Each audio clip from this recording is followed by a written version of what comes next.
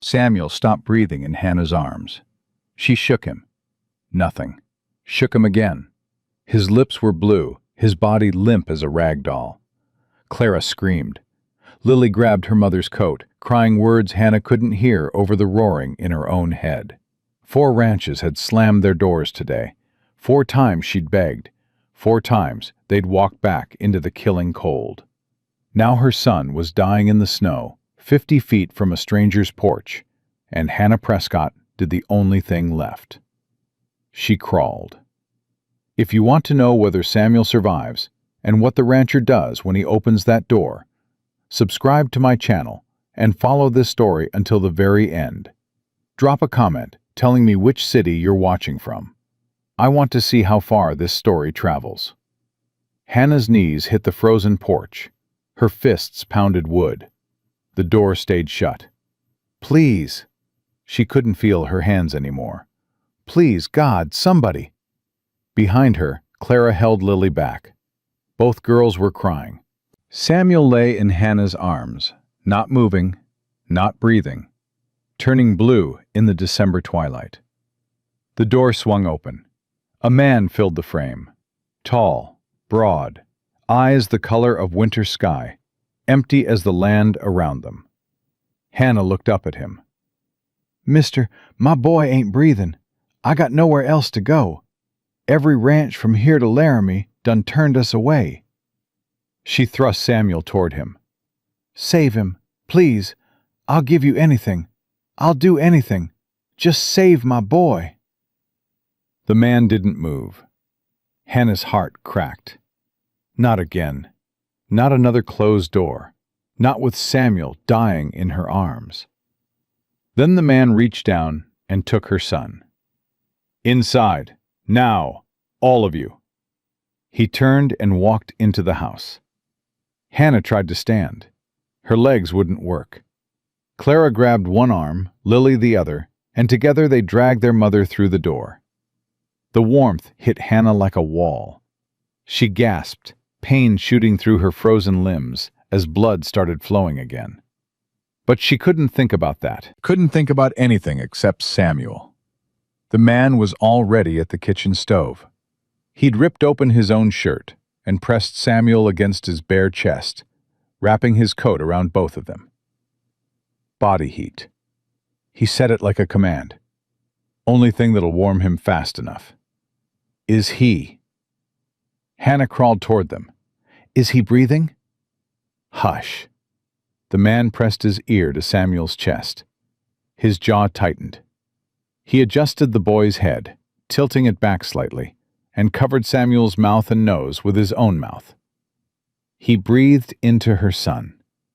Once, twice, 3 times. Samuel coughed. The sound was the most beautiful thing Hannah had ever heard. Her boy coughed, then gasped, then started crying, weak and thin, but alive. "Mama."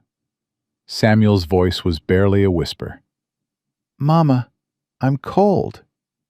Hannah sobbed. She couldn't help it. 4 months of holding everything together. 4 months of being strong for her children. And now she was falling apart on a stranger's kitchen floor. "I know, baby." She reached for him. "I know you're cold, but you're going to be warm now. This man's going to make you warm." The rancher looked at her. Something flickered in those winter eyes. Something that might have been pain. "Young'un needs to stay against skin for a spell." He shifted Samuel in his arms. "You got other children needing tending?" Hannah turned. Clara and Lily huddled by the door, snow melting off their threadbare coats, their faces white with fear and exhaustion. "Girls," Hannah held out her arms. "Come here." They ran to her. Lily buried her face in Hannah's neck.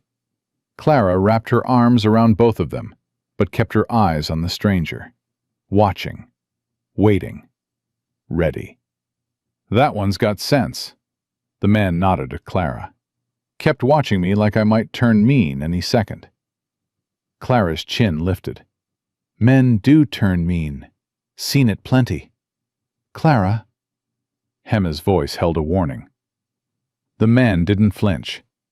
Reckon you have, miss. Reckon you got good reason for watching. He met Clara's eyes directly. I ain't gonna hurt your mama or your kin. Got my word on that. Words are cheap, mister. They are. The man's voice was steady. So watch me instead. See what I do. Judge me by that. Clara said nothing, but she didn't look away either. Hannah studied the man holding her son. His hands were rough, calloused from work, but gentle with Samuel. His face was weathered, lines around his eyes and mouth that spoke of years in harsh sun and harsher wind. He might have been handsome once, before whatever had hollowed him out. I'm Hannah Prescott, she said. These are my girls, Clara and Lily. You're holding my Samuel. Caleb Thornton. This here's my ranch. Mr. Thornton, I'm beholden to you for what you done. Hannah pushed herself up to sitting. We won't trouble you long. Soon as Samuel's strong enough to travel. Ma'am, Caleb cut her off, your boy just came back from near dead. Your girls are shaking like leaves in a storm. You can't hardly stand. Ain't nobody traveling nowhere tonight. I can't ask you to. You ain't asking. I'm tellin'. He looked down at Samuel, whose eyes had closed again, breathing steady now against Caleb's chest. There's a room off the kitchen. Got a good stove, couple of beds. You and your young'uns can sleep there tonight. Tomorrow, we'll figure the rest. Hannah's throat tightened. We got no money. Nothing to pay you with. Did I ask for payment? No, but then don't offer what ain't been requested. Caleb's voice softened just slightly. You came to my door with dying children, and I let you in. That's the end of it for tonight. Rest of it can wait till morning. Mama, Lily tugged on Hannah's sleeve. Her small face was pale, but her eyes were bright. I like him. He saved Sammy. Hush, Lily. Clara pulled her sister closer. We don't know him yet. I know he saved Sammy, Lily said stubbornly. That's enough for tonight. Caleb made a sound that might have been a laugh if it hadn't been so rusty. Smart girl. He stood, Samuel still cradled against his chest. Come on, let's get you all settled before the cold seeps back in. He led them through the house. Hannah noticed things even through her exhaustion. No pictures on the walls. No decorations. Furniture covered in dust. A door at the end of the hallway, closed tight, with a woman's shawl hanging on the hook beside it. A house that had stopped living while the man inside kept breathing. The room off the kitchen was small but clean. 2 beds, a wood stove already burning low, a window facing east where dawn would come. There's quilts in that chest. Caleb nodded toward the corner. Extra blankets, too. Should be warm enough once the stove gets going proper. He moved to lay Samuel on one of the beds. Number Hannah stepped forward. I'll take him. He needs his mama. Caleb hesitated. For a moment, something crossed his face. A shadow of old grief, old longing. Then he carefully transferred Samuel into Hannah's arms. Their hands touched in the exchange. His were warm despite the cold he'd let in. Hers were still half frozen. You need warming too. Caleb stepped back. I'll bring coffee, something hot to eat. Mr. Thornton, you don't have to. I know I don't. He was already moving toward the door. But I'm gonna anyway. Get your girls settled. I'll be back directly. He left. Hannah stood in the middle of the small room, her son in her arms, her daughters pressed against her sides, and tried to understand what had just happened. Mama, Clara's voice was low. We shouldn't trust him. He saved your brother. That don't mean nothin'. Clara's jaw tightened. Daddy used to do nice things too. Before. She didn't finish. She didn't have to. Hannah knelt down, bringing herself to Clara's eye level. "Look at me, sweet girl." Clara looked. Her eyes were too old for 12, too tired, too wary. "I know you're scared," Hannah said softly.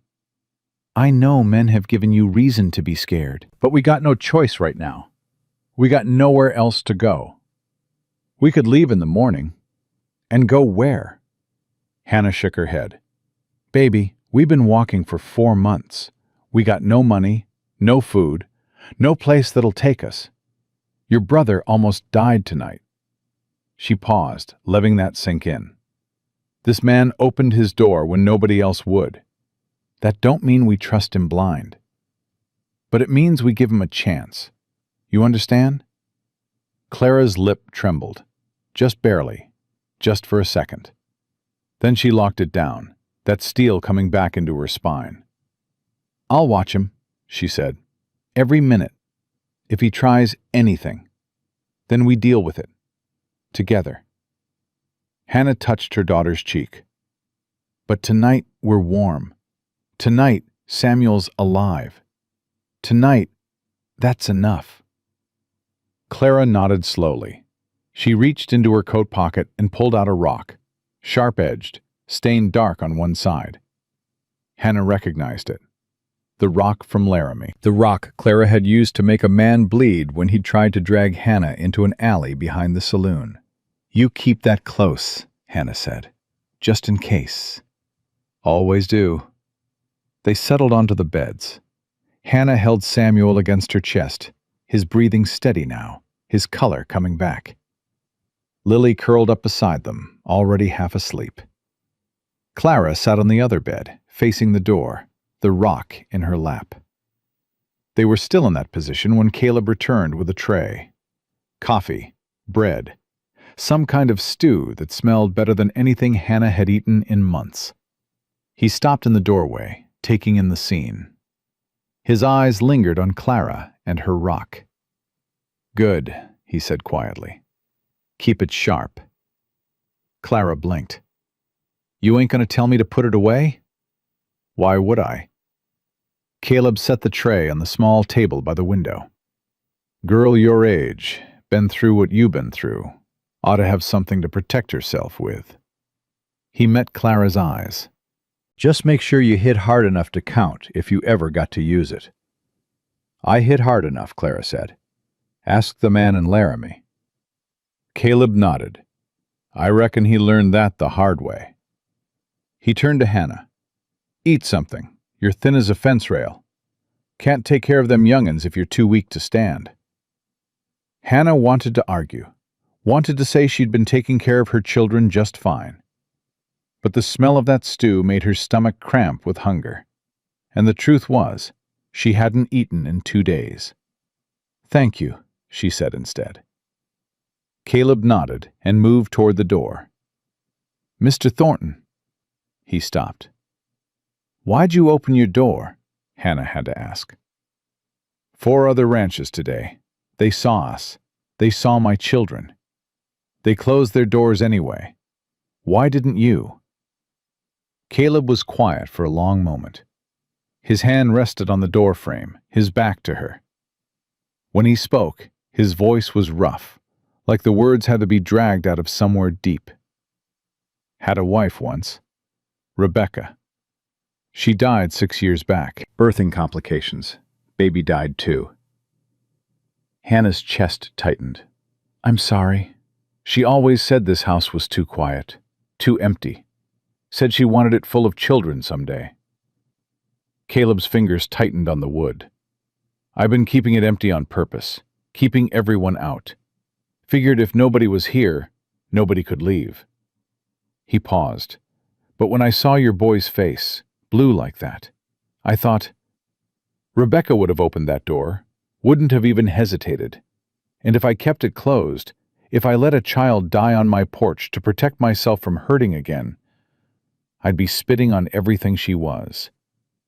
He turned. His eyes met Hannah's. "I didn't open that door for you, Mrs. Prescott. I opened it for her."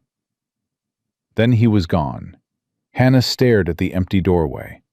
Beside her, Lily had fallen fully asleep. Samuel was breathing steady against her chest. Clara still sat watchful, but her grip on the rock had loosened. "Mama?" Clara's voice was soft. "His wife died. I heard. That's why the house is so sad." Hannah remembered Lily's words from earlier. The girl had known, had seen it somehow. "People carry their grief different ways," Hannah said. "Some folks bury it, some folks drown in it. He's been drowning, I reckon."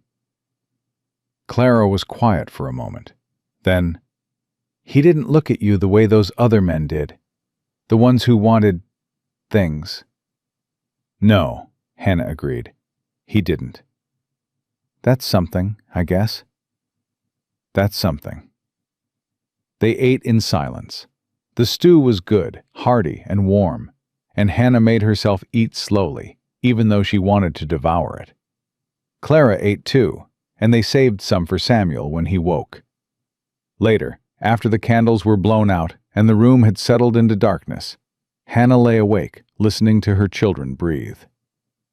4 months ago she'd buried her husband. Not mourned him. By the end, there'd been nothing left to mourn. The man she'd married at 18 had been dead for years before his body caught up. The man who'd taken his place had been someone she didn't recognize, someone who drank and hit and broke things. Broke her. His family had blamed her, of course. Said she'd driven him to the bottle. Said she'd been a bad wife, a cold woman, a failure. They'd taken everything, the house, the money, the furniture. Left her standing in the street with 3 children and the clothes on their backs. So Hannah had walked west. What else was there to do? She'd worked where she could, washing dishes, scrubbing floors, mending clothes for pennies. Always moving, always searching for somewhere that might become home. And now she was here, in a sad man's house, warm for the first time in weeks, her children safe for the first time in months. It wouldn't last. Nothing good ever did. But for tonight, it was enough. For tonight, she would let herself rest. Morning came gray and cold. Hannah woke to the smell of coffee and the sound of voices in the kitchen. Lily's voice, bright and chattering like a bird. She sat up fast, heart pounding. Samuel was still asleep beside her, his breathing deep and even. Clara's bed was empty. Hannah moved quickly, not bothering with her shoes, following the voices.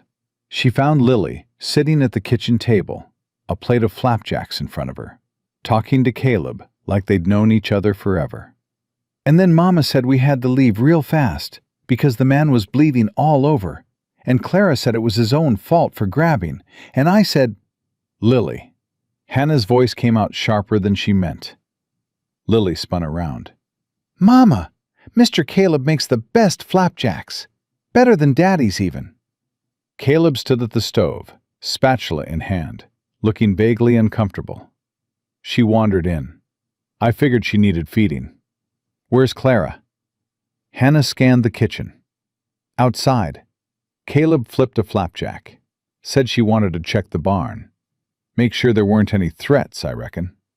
"You let her go alone?" "Ma'am, your daughter's got more steel in her spine than most men I know. She wanted to see the lay of the land." I wasn't about to stop her. Hannah moved toward the door. "She's fine," Caleb's voice was calm. "Been watching from the window. She's in the stable, talking to my horses. Safer than she's been in months, I'd wager." Hannah hesitated. He was right.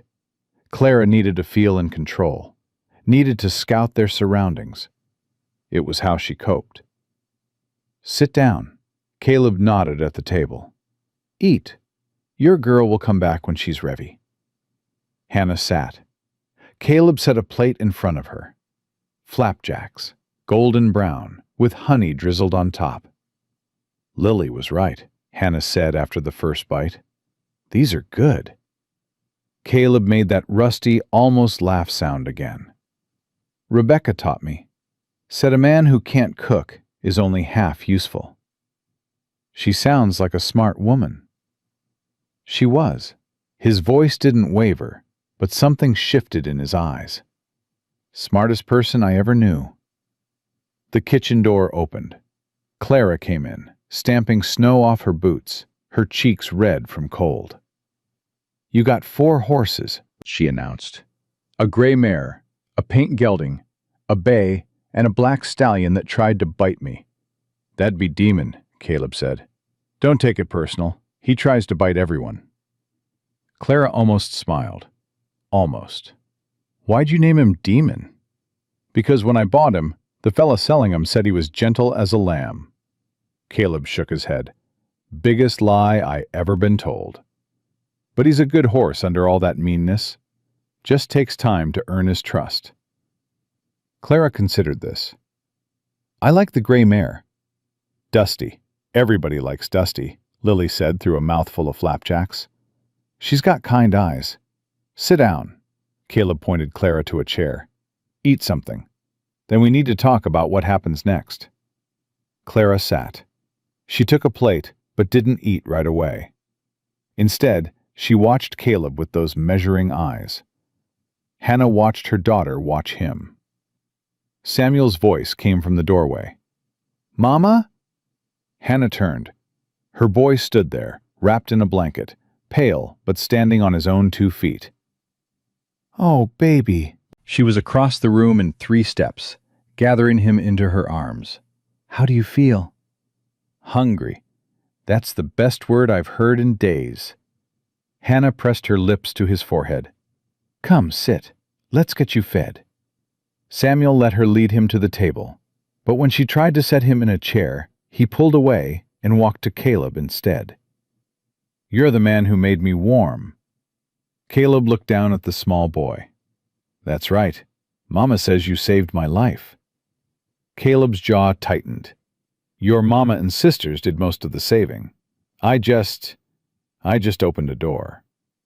Samuel reached up and took Caleb's hand. "Thank you for opening your door." Something cracked in Caleb's face. A wall coming down. Just a little. Just enough. "You're welcome, son." They ate breakfast together, all 5 of them, around a table that had been empty for 6 years. Lily chattered about the horses. Samuel sat close to his mother, eating steadily. Clara remained watchful, but less hostile. And Caleb looked at the small family that had invaded his solitude and felt something stir in his chest that he'd thought was dead. Rebecca's voice whispered in his memory.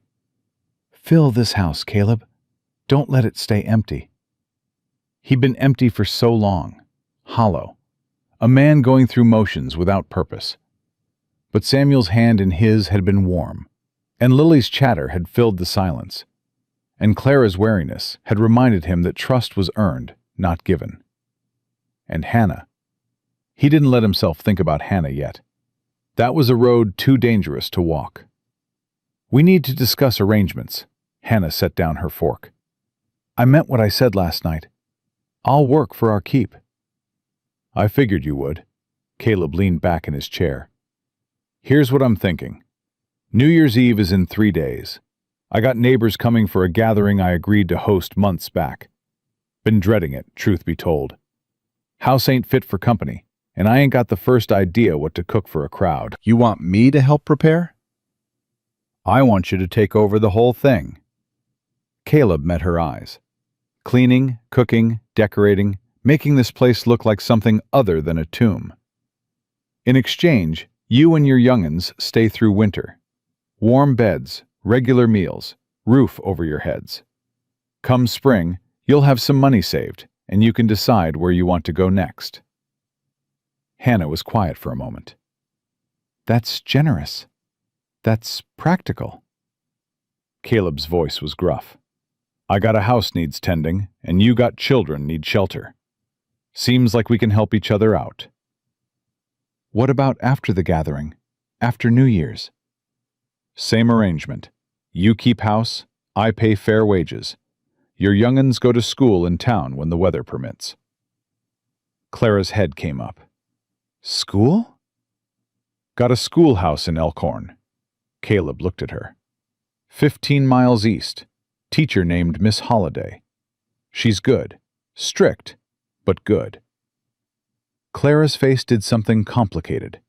Hope and fear and longing, all tangled together. I ain't been to school since we left Ohio, she said. Mama taught us on the road, but it ain't the same. Caleb nodded. I know. He looked at Hannah. Education matter to you? More than anything, Hannah's voice was fierce. My girls are smart. Samuel, too. They deserve better than being ignorant. Then they'll go to school, Caleb said it like it was decided.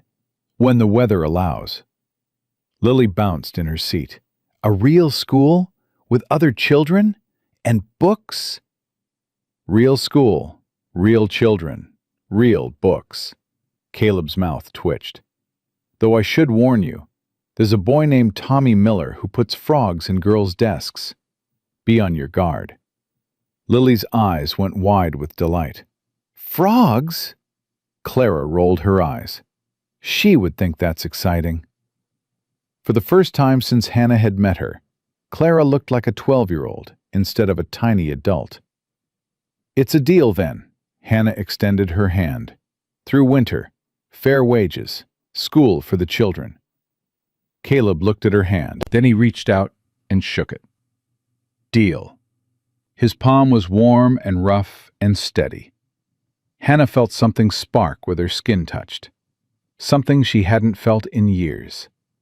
Something she wasn't sure she wanted to feel. She pulled her hand back quickly.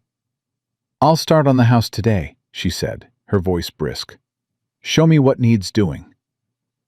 They spent the morning walking through the ranch house. Hannah took stock of what needed cleaning, what needed mending, what needed replacing altogether.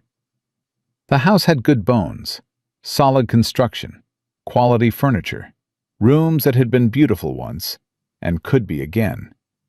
But neglect had taken its toll. Dust covered everything. Cobwebs hung in corners. The curtains were faded, the floors unpolished, the windows grimy. How long since anyone cleaned proper? Hannah asked, running a finger along a mantel and leaving a trail in the dust. 6 years. Caleb's voice was flat. Since Rebecca passed. Hannah stopped, looked at him. 6 years you've been living like this? Didn't see the point in doing different, he shrugged, but the motion was too tight.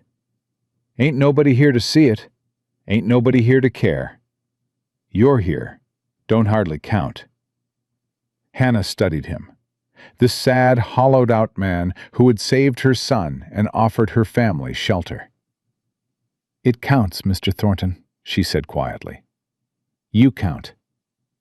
He didn't answer, but something flickered in his eyes. They moved on. At the end of the hallway, they reached the closed door with the woman's shawl on the hook. Caleb stopped. His whole body went rigid. That was her room. His voice came out rough. Where she did her sewing and reading. Where she went when she wanted quiet. Hannah waited. Ain't been in there since she died, he continued. Couldn't. Can't. He shook his head. That room don't need cleaning. All right. Hannah didn't push. Some wounds weren't ready to be touched. They finished the tour. Hannah made mental lists, prioritized tasks, planned the work. By afternoon, she had Clara helping her take down the dusty curtains, while Lily entertained Samuel by making up stories about the horses. The house began to transform. Caleb watched from the doorway of his study, pretending to work on ledgers, actually watching this woman and her children bring life back into his dead house. Rebecca would have liked her. The thought came unbidden.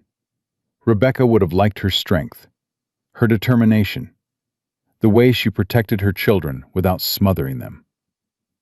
But Rebecca was gone, had been gone for 6 years, and wanting things didn't bring them back. Caleb bent over his ledgers and tried not to notice how Hannah's laughter sounded when Lily said something funny. Tried not to notice how the house felt warmer with people in it. Tried not to notice how something in his chest had started beating again after being still for so long. He was just helping them through winter. That was all. Come spring, they'd move on, and he'd go back to his empty house and his empty life. That was the plan. But plans, Caleb was learning, had a way of changing when you weren't looking. Evening came. Hannah cooked dinner, a real dinner, from the supplies in Caleb's pantry. Roasted chicken, potatoes, biscuits that rose light and golden. They ate together again, and again the table felt less empty. "Mr. Caleb," Lily said, her mouth full of biscuit, "why don't you got any Christmas things up?" "Lily," Hannah warned, but Caleb answered, "Haven't celebrated Christmas in a long time." "How long?" 6 years. Lily's eyes went wide. "That's forever. That's almost as long as I've been alive." "I reckon it feels like forever sometimes," Caleb agreed. "Don't you get lonely, Lily?" Clara's voice was sharp. "Leave him be." "It's all right," Caleb looked at the youngest girl. "Yeah, I get lonely." But lonely felt safer than the alternative. "What's the alternative?" "Letting people in." He glanced at Hannah, then away. "Caring about folks. Risking losing them." Lily considered this with the seriousness only a child could bring to such weighty matters.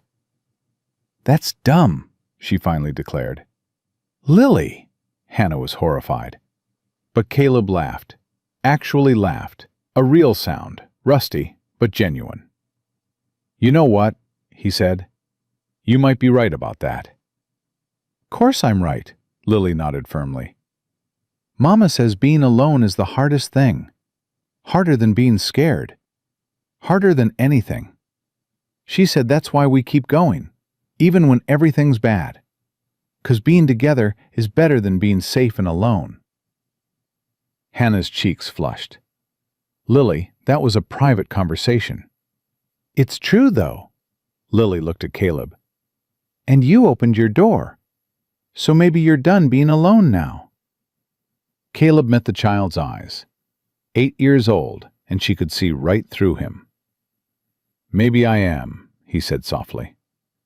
"Maybe I am." After dinner, after the children were settled in their room, Hannah found Caleb on the porch, staring out at the snow. She wrapped her shawl tighter and stepped outside. "Mind if I join you?" "Free country." She stood beside him, not too close. The night was clear and cold, stars scattered across the black sky like spilled salt. "I want to thank you proper," Hannah said, "for today, for all of it." "You already thanked me." Words are easy." She turned to face him. "You gave my children safety, gave them hope. That little girl hasn't smiled like she did today in months. And Clara's been carrying the weight of a grown woman since she was 10 years old. Today's the first time I seen her let some of that weight go." Caleb was quiet. "I know you said you didn't do it for us," Hannah continued. "Said you did it for your wife, for Rebecca. But it don't matter why you did it. What matters is you did, and I ain't gonna forget that." Caleb finally looked at her. In the starlight, his eyes were less empty. Still sad, but something else too. Something that might have been the beginning of something. "Your daughter said something today," he said slowly, "about failing versus losing. That failing is when you have a choice and choose wrong.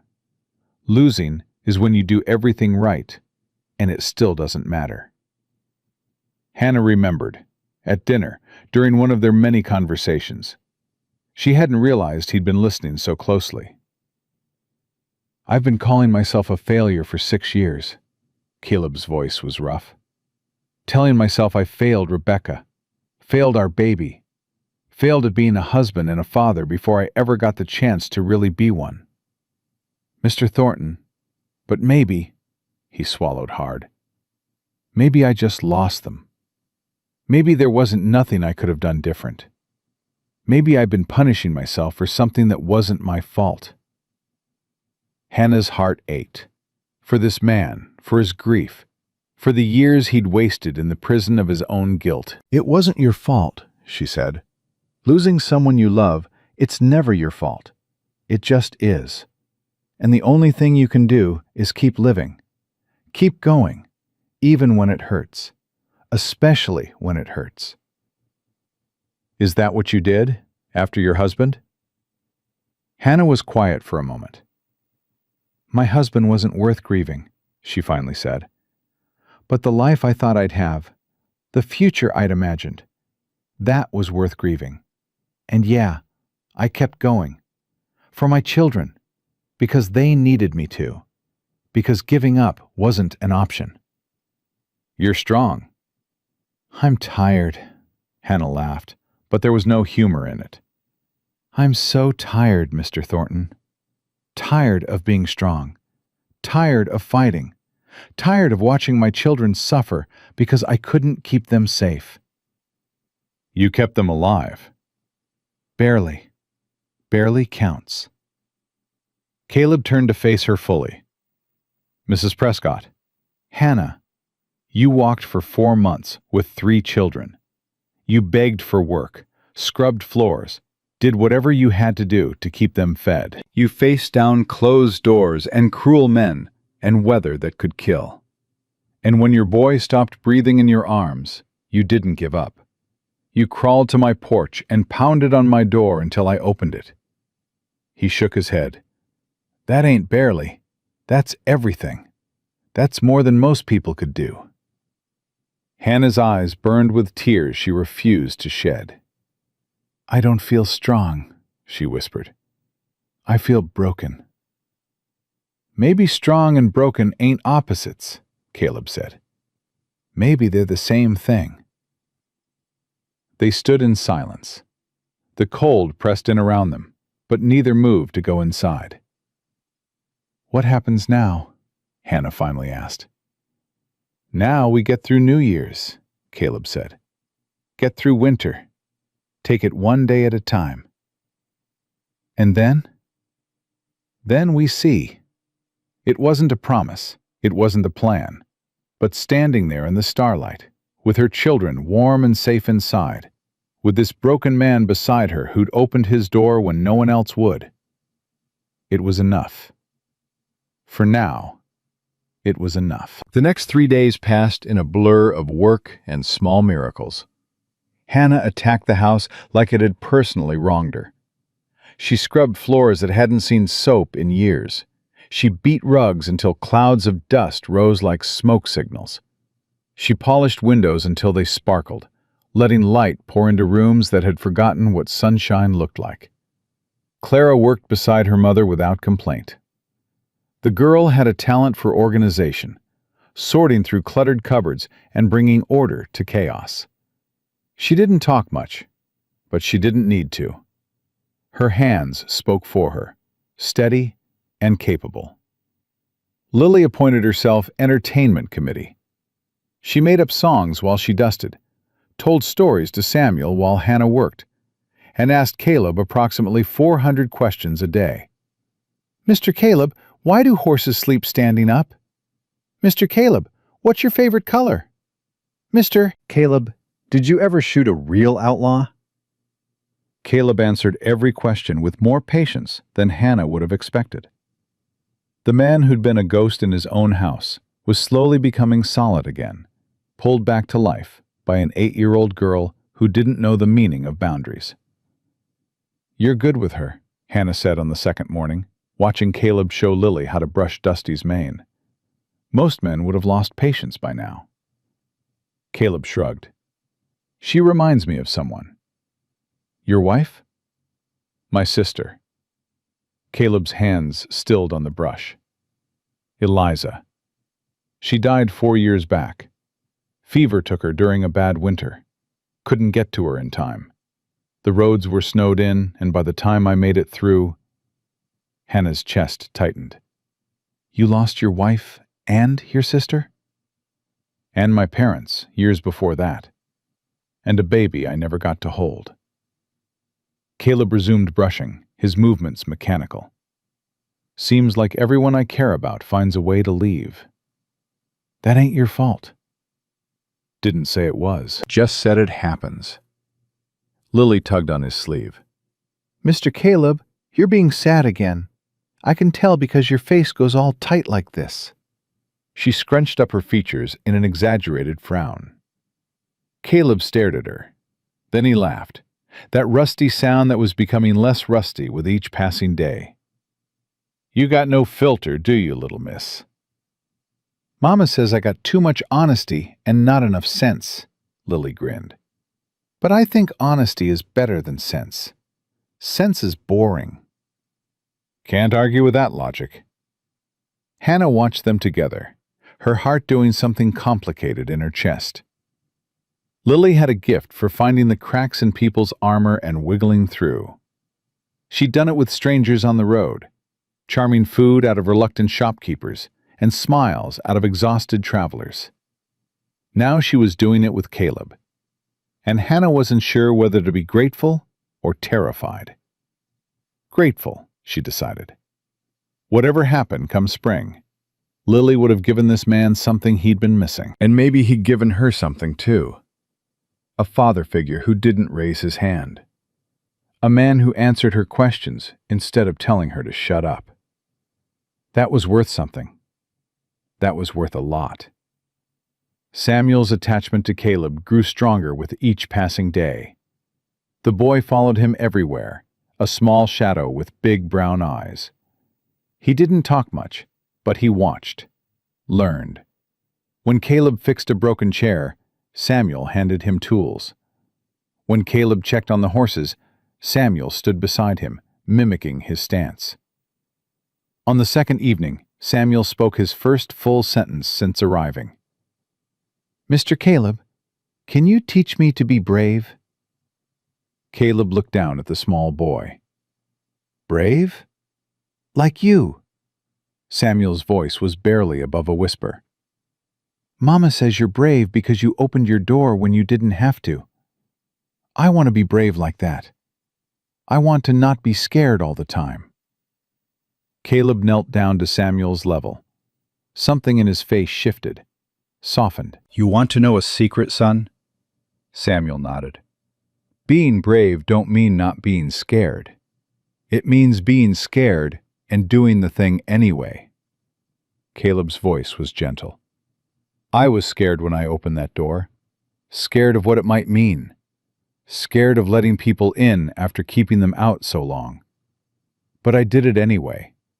That's brave. Samuel considered this. So, I can be scared and brave at the same time? That's the only way to be brave. If you ain't scared, you ain't being brave. You're just being foolish. Samuel's small face lit up. I'm scared a lot. Does that mean I can be brave a lot? Means you got more chances to be brave than most folks. Caleb ruffled the boy's hair. Just gotta take them chances when they come. Samuel threw his arms around Caleb's neck. The gesture was sudden, unexpected. Caleb went rigid for a moment. Then his arms came up slowly, carefully, wrapping around the small body. Hannah watched from the doorway, tears burning in her eyes. She hadn't seen her son hug a man since before William started drinking.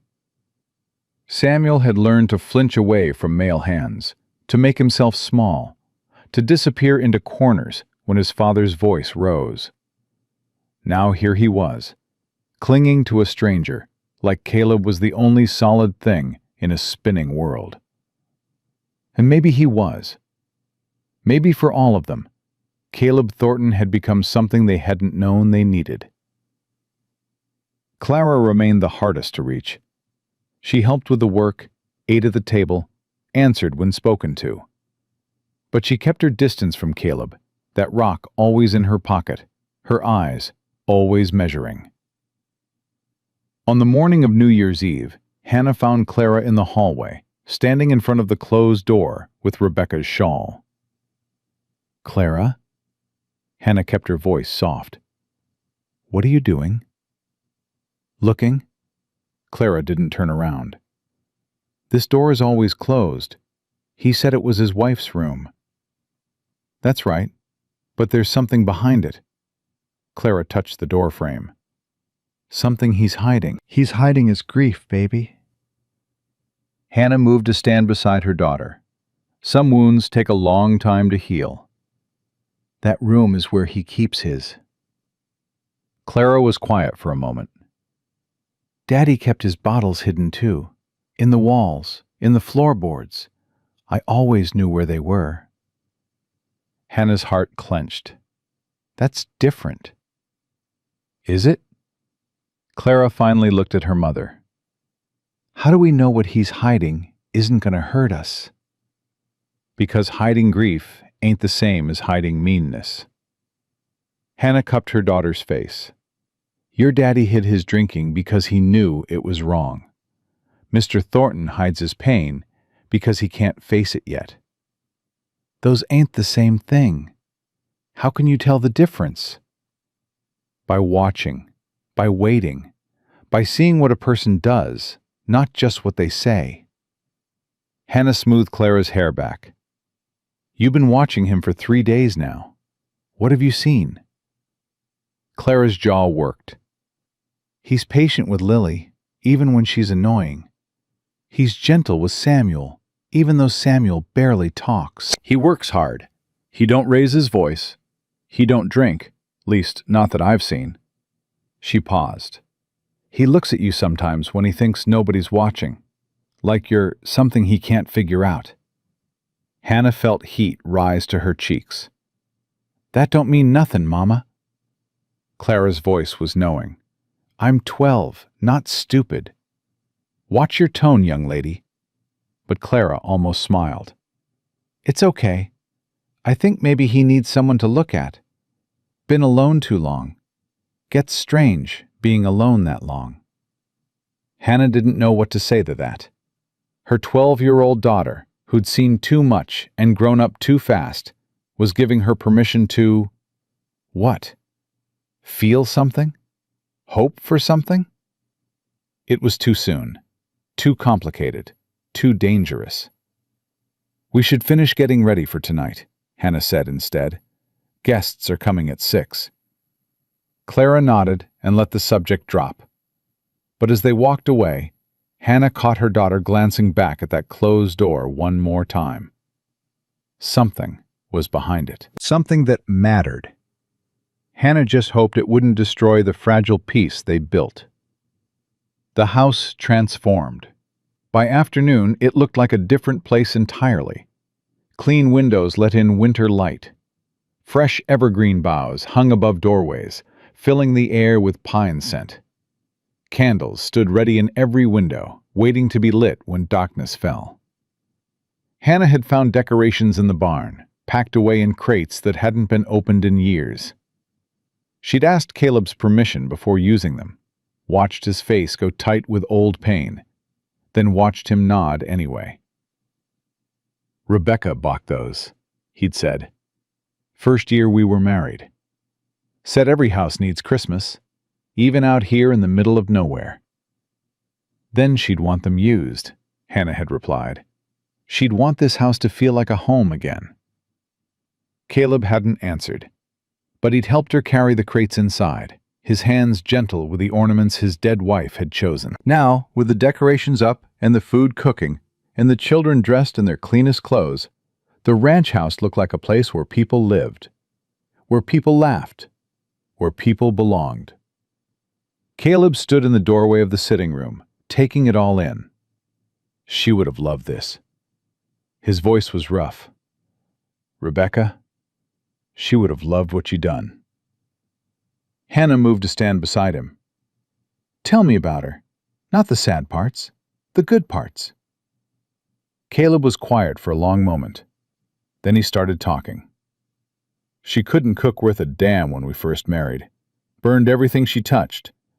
I ate so much charred food that first year, I thought my teeth would turn black. He almost smiled. But she kept trying. every day trying something new, failing and trying again. By the second year, she was the best cook in the territory. Stubborn, Lord, yes. Most stubborn woman I ever knew.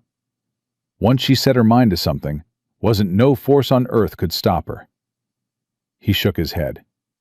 She wanted a garden. I told her nothing would grow out here. Soil's too hard, weather's too harsh.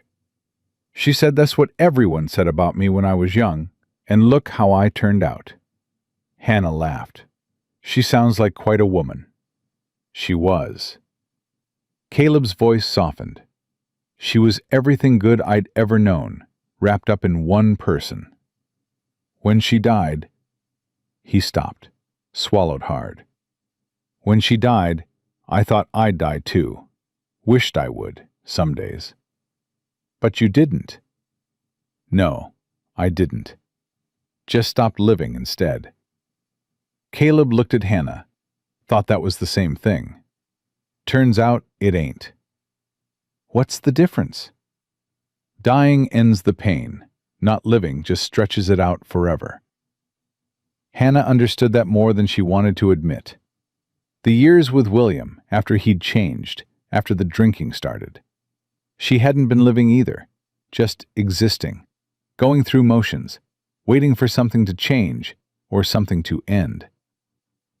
We're both pretty good at not living, she said quietly. Maybe it's time we learned different. Maybe it is. They stood there, not touching, but closer than they'd been before. Something hummed in the air between them, something neither of them was ready to name. "Mama!" Lily's voice shattered the moment. "Samuel won't let me braid his hair." "I don't want braids," Samuel shouted back. "Braids are for girls." Hannah sighed. Duty calls. Caleb almost smiled. Sounds like a crisis. Everything's a crisis with those two. Hannah headed toward the voices. You'd think they'd been mortal enemies instead of siblings who needed each other to survive.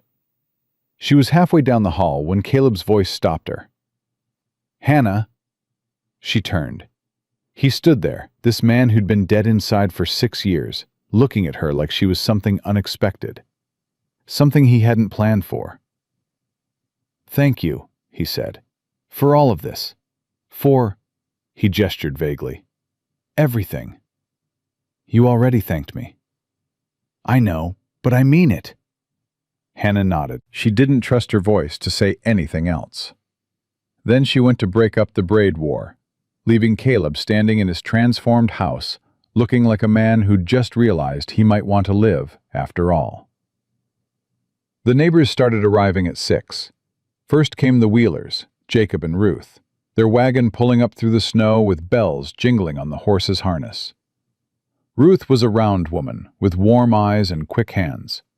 Jacob was thin and weathered, with a handshake that could crush stone. Caleb Thornton. Ruth swept into the house and grabbed Caleb in a hug he clearly wasn't expecting. "6 years I've been trying to get you to host a gathering, and you've finally done it." She pulled back and looked at him hard. "You look different. Less like a man waiting to die." "Ruth," Jacob warned. "Oh, hush. It's true, and we all know it." Ruth turned and spotted Hannah hovering in the kitchen doorway. "And who might this be?" "Hannah Prescott, ma'am." Hannah stepped forward, wiping her hands on her apron.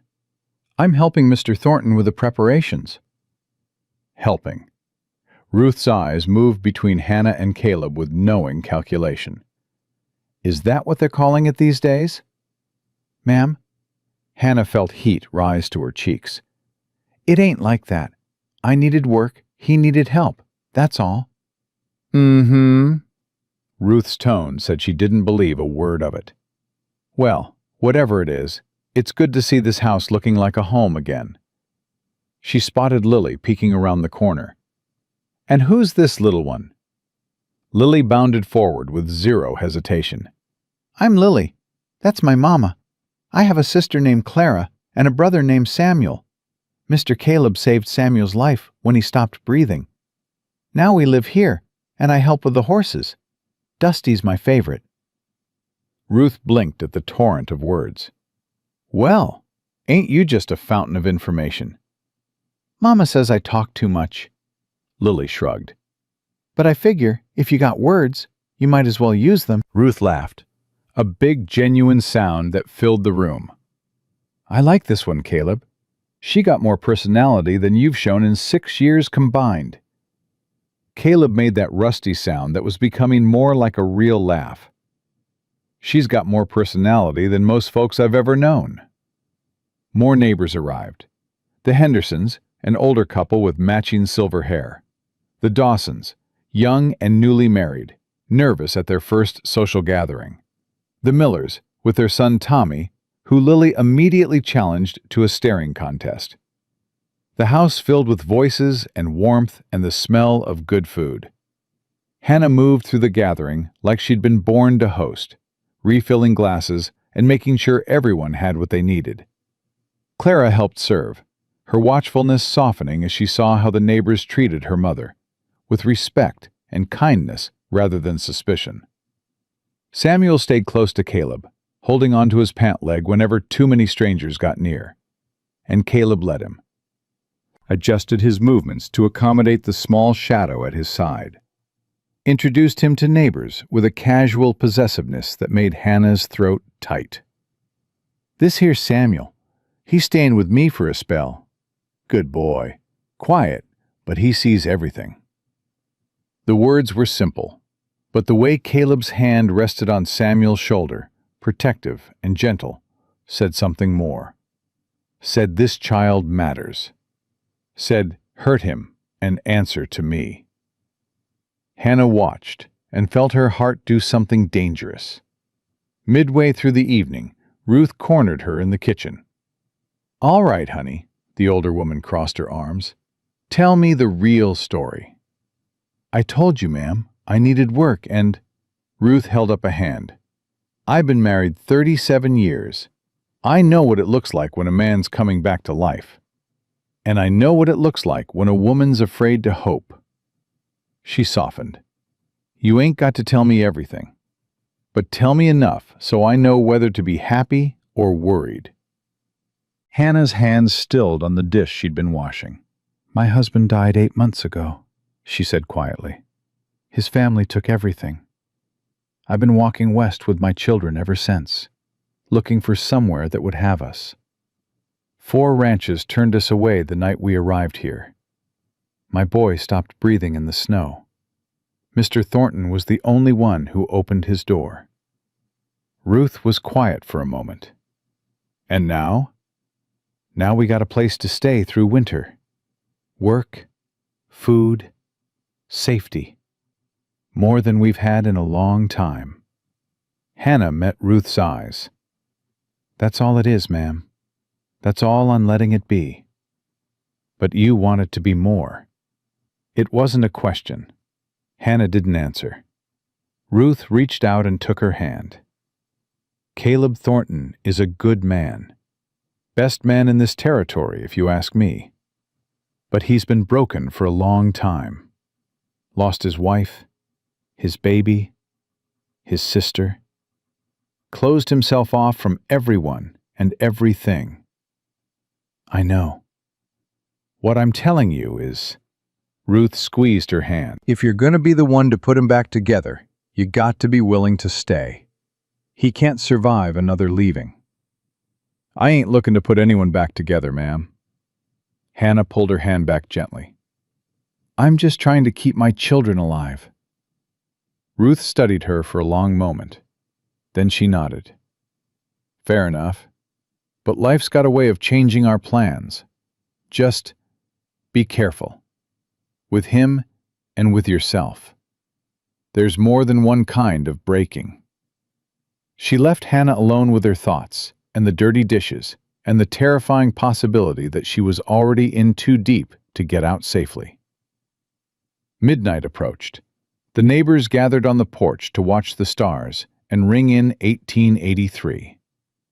Someone had brought whiskey. Someone else had brought a fiddle. The music was rough but joyful, filling the cold night with something that felt like hope. Hannah stood at the edge of the group, her children around her.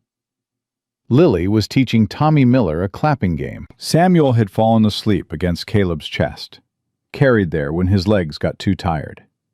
Clara stood beside her mother, less wary now, almost relaxed.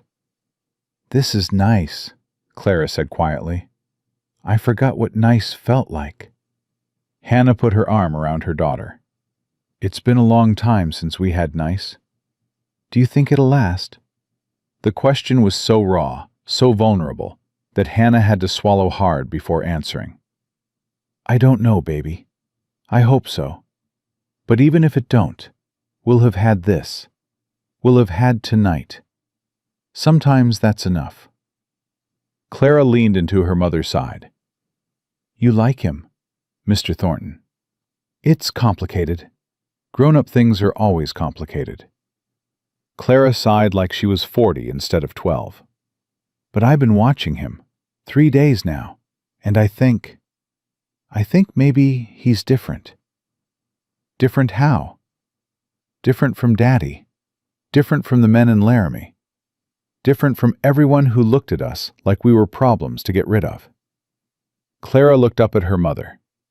"He looks at us like we're people, like we matter." Hannah's eyes burned. "You do matter, baby. You've always mattered." "I know." Clara's voice was soft. "But it's nice when someone else knows it too." The countdown began. 10, 9, 8. Hannah looked across the porch to where Caleb stood, Samuel sleeping in his arms. He caught her eye. Something passed between them, something wordless and powerful. 7, 6, 5. She thought about the road that had brought her here, the loss and the fear and the endless walking, the doors that had slammed in her face, the cold that had nearly killed her son. 4, 3, 2. And she thought about this door, this man, this chance she hadn't been looking for. 1. "Happy New Year!" Cheers erupted. The fiddle struck up a lively tune. Neighbors embraced and laughed and wished each other well. Caleb made his way through the crowd to Hannah's side. Samuel stirred against his chest, but didn't wake. "Happy New Year, Mrs. Prescott." "Happy New Year, Mr. Thornton." They stood there, close enough to touch, but not touching. Around them, the world celebrated new beginnings. "Reckon this year might be different," Caleb said quietly. "Reckon it might be better." "You think so?" "I'm starting to." He shifted Samuel's weight slightly. "Ain't felt that way in a long time. Feeling it now scares me some. Being scared means you got something to lose." Caleb looked at her. His eyes, those winter eyes that had been so empty 3 days ago, held something new, something alive. "Yeah," he said. "I reckon I do." The moment stretched between them, full of possibility. Then Lily crashed into Hannah's legs, dragging Tommy Miller behind her. "Mama, Tommy says girls can't rope cattle, but I told him that's stupid, because you can do anything you set your mind to, right? Right, Mama?" Hannah laughed, the tension breaking. "That's right, baby." "See?" Lily turned to Tommy triumphantly. "Told you, my mama can do anything." Caleb watched the exchange with something like wonder on his face. The hollowness Hannah had seen when she first arrived was filling in, slowly but surely. This sad man, this broken man, was remembering what it felt like to be part of something. She hoped it wouldn't destroy him when it ended. She hoped even more that maybe, just maybe, it wouldn't have to end at all. The neighbors left after 1 a.m, their wagons disappearing into the darkness with calls of farewell and promises to visit again soon. Ruth Wheeler hugged Hannah before she left. "You belong here," she whispered, "whether you know it yet or not." Hannah didn't know how to respond to that, so she just nodded and watched the wagon pull away. Caleb stood beside her on the porch, Samuel still sleeping in his arms. Clara had taken Lily inside, both girls exhausted from the celebration. "They did it," Hannah said softly. "Your neighbors. They made this feel like a home." "Weren't just them." Caleb's voice was rough. "You did most of the work. I cleaned and cooked. They brought the joy." Caleb shook his head. "You brought something too. Something this house has been missing for 6 years." "What's that?" "Life." He looked at her, his face half shadowed in the starlight. "You brought life back into this place. You and your young'uns. I'd forgotten what that felt like." Hannah's heart beat faster. "Caleb, I ain't asking for nothing," he said quickly. "I know this is just through winter. I know you got plans and places to be. I ain't trying to complicate things." "What if I want things to be complicated?" The words were out before Hannah could stop them. She hadn't meant to say it, hadn't even known she was thinking it until the thought became sound. Caleb went very still. Hannah wanted to take it back, wanted to laugh it off as a joke, too much celebration, too little sleep. But she couldn't. The words hung between them, heavy with meaning. "You don't know me." Caleb's voice was barely above a whisper. "Not really. You don't know what I've done, what I haven't done, the ways I've failed." "Then tell me." It was a challenge, an invitation, a door opening, if he was brave enough to walk through it. Caleb looked at Samuel, sleeping peaceful against his chest. He looked at the house, glowing with warmth and candlelight. He looked at Hannah, this woman who'd crawled to his door with dying children and refused to give up. "Not tonight," he finally said. "Tonight's been too good to ruin with old ghosts. But soon, if you really want to know." "I want to know. Then I'll tell you. Everything. And then you can decide whether complicated is worth it." He carried Samuel inside. Hannah followed, her heart pounding with equal parts hope and fear. Something had shifted tonight. Something had changed. She just hoped the change wouldn't break them both. The blizzard hit 2 days after New Year's. Hannah woke to wind screaming against the windows and snow so thick she couldn't see the barn from the house. The temperature had dropped during the night, turning the world into a frozen white hell. Caleb was already up, adding wood to every stove in the house, checking windows, preparing for what could be days trapped inside. "Bad one," he said when Hannah found him in the kitchen. "Worst I've seen in years. We ain't going nowhere for a while." "The children?" "Still sleeping. Let them. Gonna be a long few days." Hannah helped him secure the house. They worked in comfortable silence, moving around each other like they'd been doing it for years instead of days.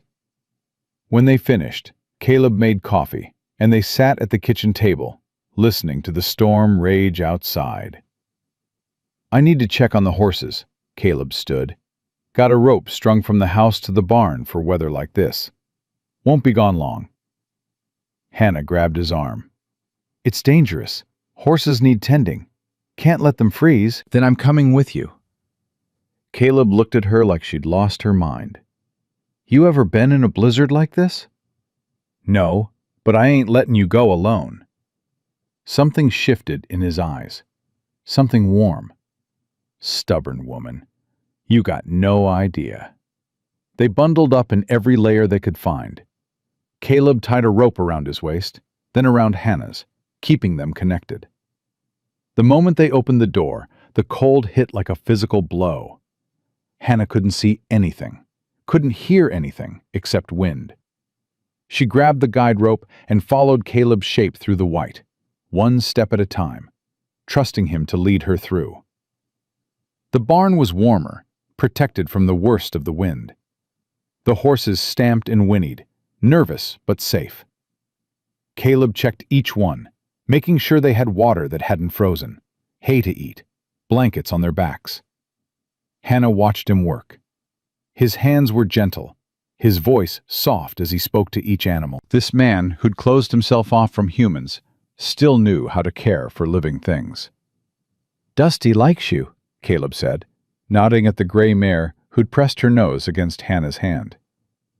"She don't take to most folks. Animals are easier than people."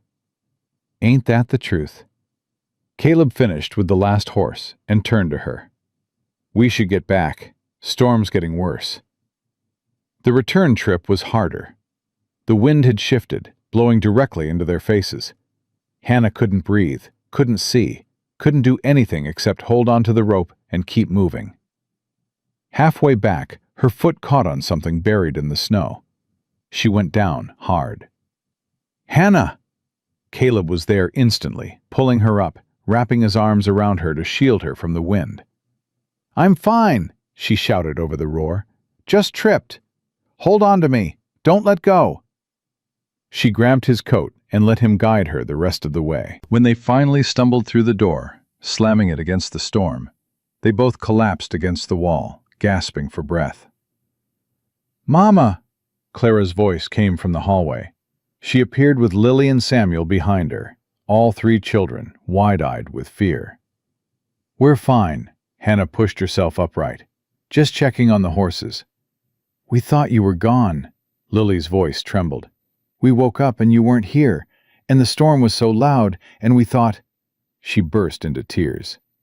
Hannah gathered her children into her arms. "I'm right here. I ain't going nowhere, I promise." Caleb watched the scene, his face unreadable. Then he moved past them toward the kitchen. "I'll make something hot, get you all warmed up." The storm raged for 3 days. 3 days trapped in the house with howling wind and blinding snow. 3 days of board games and storytelling and Lily's endless questions. 3 days of Samuel following Caleb everywhere, and Clara slowly letting her guard down. 3 days of Hannah and Caleb circling each other, that promise hanging between them. Soon, if you really want to know. On the second night, after the children were asleep, Caleb found Hannah in the sitting room, staring into the fire. "Can't sleep?" Hannah shook her head. "Storm makes me nervous. Always waiting for something bad to happen." Caleb sat in the chair across from her. "Not an unreasonable fear, given what you've been through." "What about you? Can't sleep either?" "Don't sleep much these days," he admitted. "Haven't for years. The quiet gets too loud." Hannah understood that. The quiet after William died had been deafening. All the space where his anger used to live, suddenly empty. She'd almost missed the noise, just because silence meant being alone with her thoughts. "You said you'd tell me," she said softly. "Everything. So I could decide if complicated was worth it." Caleb was quiet for a long moment. The fire crackled. Wind screamed outside. "I killed a man once." The words dropped into the silence like stones into still water. Hannah didn't flinch, didn't look away. "Tell me." Caleb leaned forward, elbows on his knees, hands clasped between them. "It was after Rebecca died, about a year after. I wasn't right. Drinking too much, picking fights, looking for something to hurt as bad as I was hurting." Hannah waited. "There was a man in town. Name was Carter. He'd been making trouble for months. Cheating at cards, stealing from folks, roughing up the working girls at the saloon. Nobody could pin nothing on him. He was careful. What happened? He went after Ruth Wheeler's niece, girl of 16, cornered her behind the general store. Would have..." He stopped, swallowed. "Would have done worse if I hadn't come along." "You stopped him." "I more than stopped him." Caleb's voice went flat. "I beat him until he couldn't move. Then I kept beating him. By the time Jacob pulled me off, Carter was dead. His face was... He shook his head. I barely recognized what I'd done. Hannah's chest tightened. That ain't murder. That's justice. Law didn't see it that way. Sheriff wanted to hang me, said I'd gone too far, that I could have stopped him without killing him. He was probably right. Caleb looked at her then, his eyes haunted. I didn't want to stop. That's the truth of it. For those few minutes, I had somewhere to put all the rage and grief I'd been carrying. And I didn't want it to end. What happened with the sheriff? Ruth happened. She stood up at the hearing and told everyone what Carter had done to her niece. Then, 3 other women came forward with their own stories. Turned out, Carter had been hurting folks for years. Sheriff had no choice but to let me go. So you were cleared? Legally. But I know what I am, what I'm capable of. Caleb's hands clenched. I've got violence in me, Hannah. Darkness. Most days I keep it locked down tight. But it's there, and it scares me. Hannah was quiet for a long moment. The fire popped and hissed. You want to know what scares me? She finally said. Caleb looked up. Weakness. Hannah's voice was steady. I was weak with William, for years. I let him hurt me because I was too scared to leave. Too scared of what would happen to my children if I tried. I told myself I was being strong, staying for them. But I was just being a coward. You ain't a coward. Neither are you. Hannah leaned forward. You got violence in you? Fine. So does everyone who's ever been hurt bad enough. The question ain't whether you've got it. The question is what you do with it. She paused. You used yours to save a 16-year-old girl from something terrible. That ain't darkness, Caleb. That's light. His breath caught. You don't know what it felt like, to want to kill him, to enjoy it. I know exactly what it feels like. Hannah's voice dropped. When William was dying, after the accident, I stood over his bed and watched. He was in pain, calling for help, and I just watched. Part of me wanted him to suffer, wanted him to feel even a little of what he'd put us through. Hannah, I ain't proud of it, but I ain't gonna lie about it either. She met his eyes. We've both got darkness. We've both done things we ain't proud of. The question is whether we let that define us, or whether we try to be better. Caleb stared at her for a long moment. Then something in his face crumbled. I don't know how to be better, he whispered. I've been alone so long. Kept everyone out because I was scared of what might happen if I let them in. Scared I'd lose them like I lost Rebecca. Scared I'd hurt them like I hurt Carter. You ain't gonna hurt me. Hannah reached across the space between them and took his hand. Or my children. How do you know? Because I've seen you. These past days, I've watched you with Samuel, with Lily, even with Clara, who's been testing you every minute. You've been patient and kind and gentle. That ain't a man with darkness in him. That's a man who's been so scared of his own shadow, he forgot he was standing in the light. Caleb's hand trembled in hers. What if you're wrong? Then we'll deal with it, together. Ain't that what you told me? Take things one day at a time? He made a sound that might have been a laugh or a sob. Using my own words against me. You said them. I'm just holding you to them. The storm raged outside, but inside, something quieted. Something settled. Caleb turned his hand over, lacing his fingers through Hannah's. I ain't ready for... He stopped, started again. I ain't sure what I'm ready for. But I know I don't want you to leave come spring. Any of you. Hannah's heart stuttered. That's a big thing to say. It's a true thing. She looked at their joined hands, his rough and calloused, hers worn thin by work and worry. 2 broken people holding on to each other in the middle of a storm. We'll take it one day at a time, she said. See where we end up. Caleb nodded. His thumb traced circles on the back of her hand. One day at a time. They sat there until the fire burned low, not speaking, just being. Together. The storm broke on the third day. The world outside was transformed, buried under feet of fresh snow, glittering in the sudden sunshine like a sea of diamonds. Hannah spent the morning digging out the front porch, while Caleb cleared a path to the barn.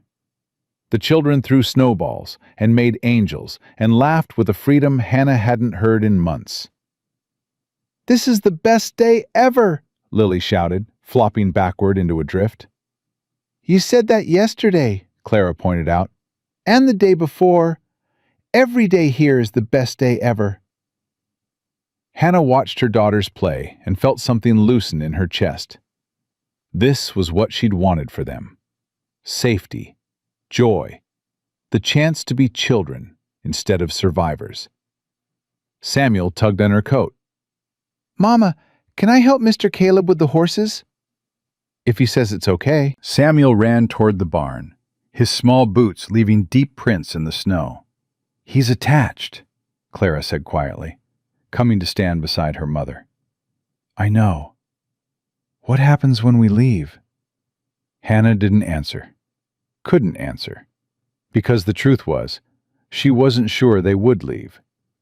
And she wasn't sure how to feel about that. The afternoon brought a discovery that changed everything.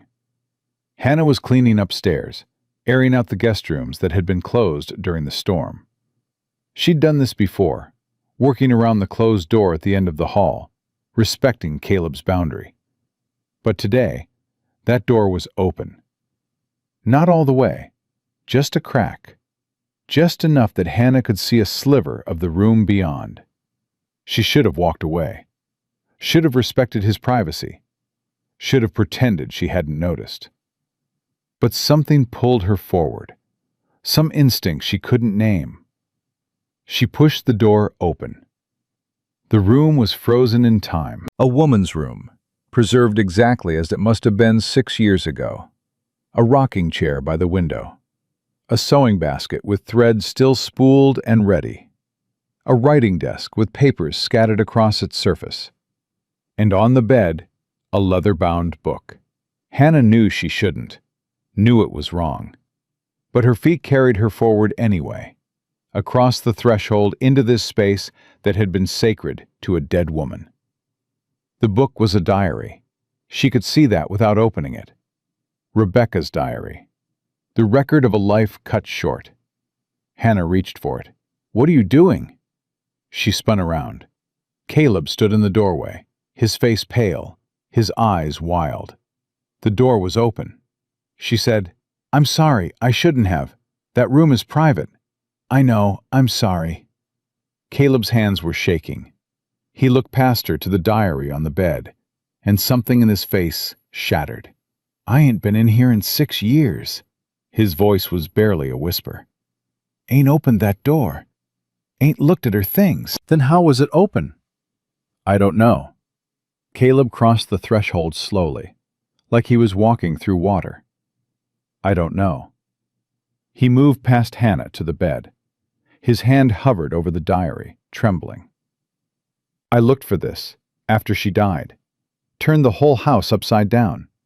Thought maybe she'd written something, left me some message. But I couldn't find it. Maybe it was hidden. She used to hide things." Caleb's voice cracked. "Little surprises for me to find. Said it kept the romance alive." His fingers touched the leather cover. "Do you want me to leave?" Hannah asked softly. "No." The word came out harsh. "Stay, please. I don't think I can do this alone." Hannah moved to stand beside him, not touching, but close, present. Caleb opened the diary. The first pages were mundane. Lists of chores, notes about the weather, small observations about ranch life. Rebecca's handwriting was neat and precise, the words of a woman who valued order. Then the entries changed, became more personal, more intimate. Caleb is worried about the baby. I told him everything will be fine, but I can see the fear in his eyes. He lost so much already. His parents, his first love to fever before they could marry. He's terrified of losing me, too. I wish I could promise him forever, but nobody gets forever. All we get is now, and now is enough. Now is more than enough. Caleb's breathing had gone ragged. Hannah put her hand on his arm. "Keep reading," she said. "You need to see all of it." He turned the pages. The entries grew shorter as the pregnancy progressed. Rebecca had been tired, uncomfortable, counting down the days until she could hold her baby. Then came the last entry, dated 3 days before she died. Caleb read it aloud, his voice breaking on every word. "If you're reading this, my love, then I didn't make it. I'm sorry. I'm so sorry. I wanted to be there, wanted to grow old with you, wanted to watch our children run across these fields and build lives of their own. But if I'm gone, I need you to know something. You are not allowed to stop living. Do you hear me?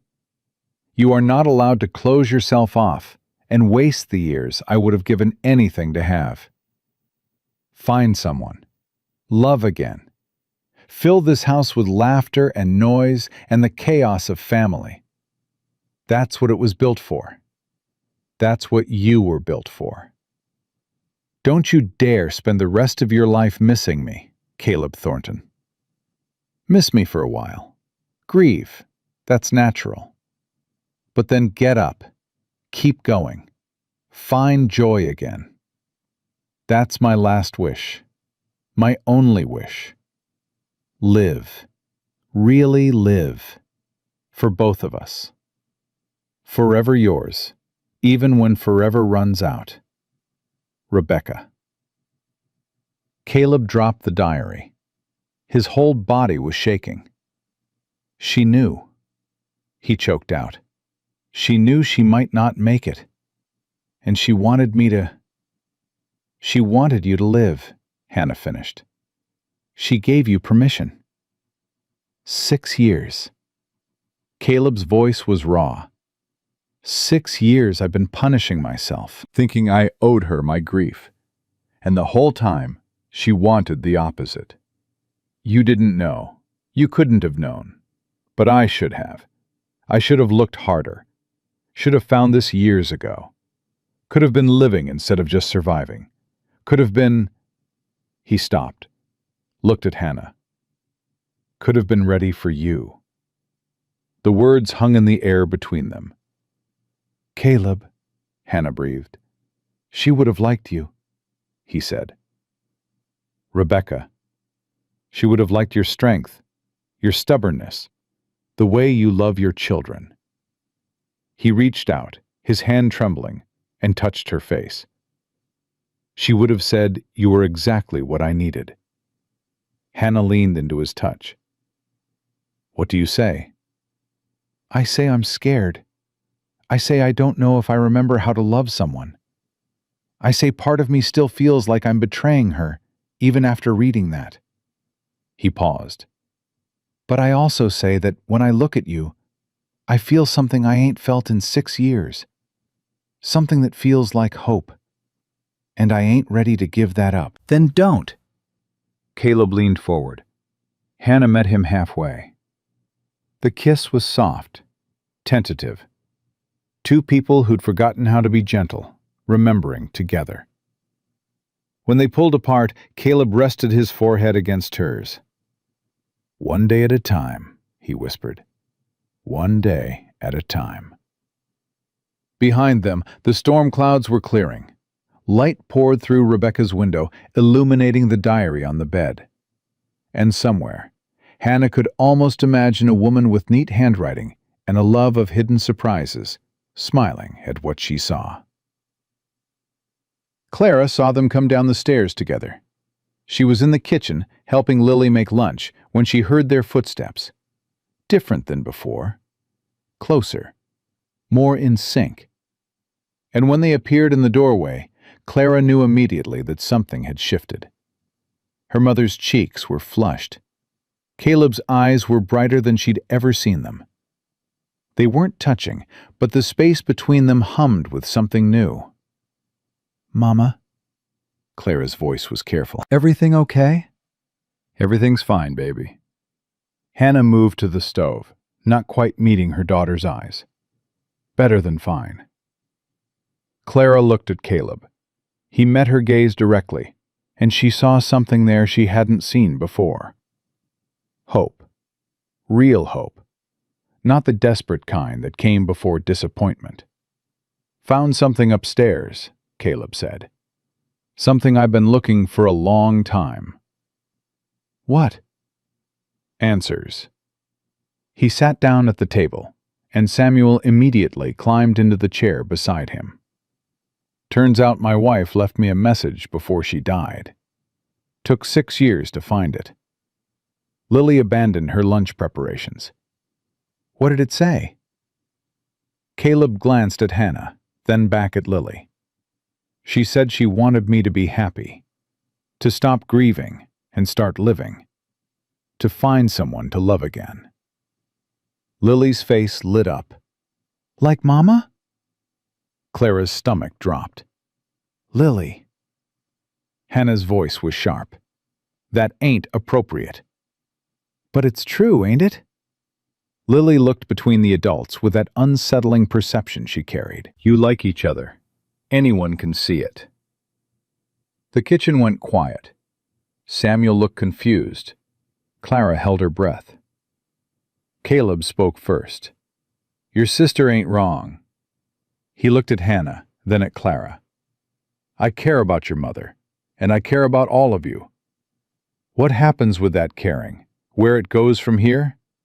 That's something we're figuring out together, one day at a time. Clara studied him, this man who'd saved her brother, who'd given them shelter, who'd shown more patience in a week than her father had shown in years. You hurt her, I'll kill you. The words came out flat, matter of fact. Clara meant every one. Clara!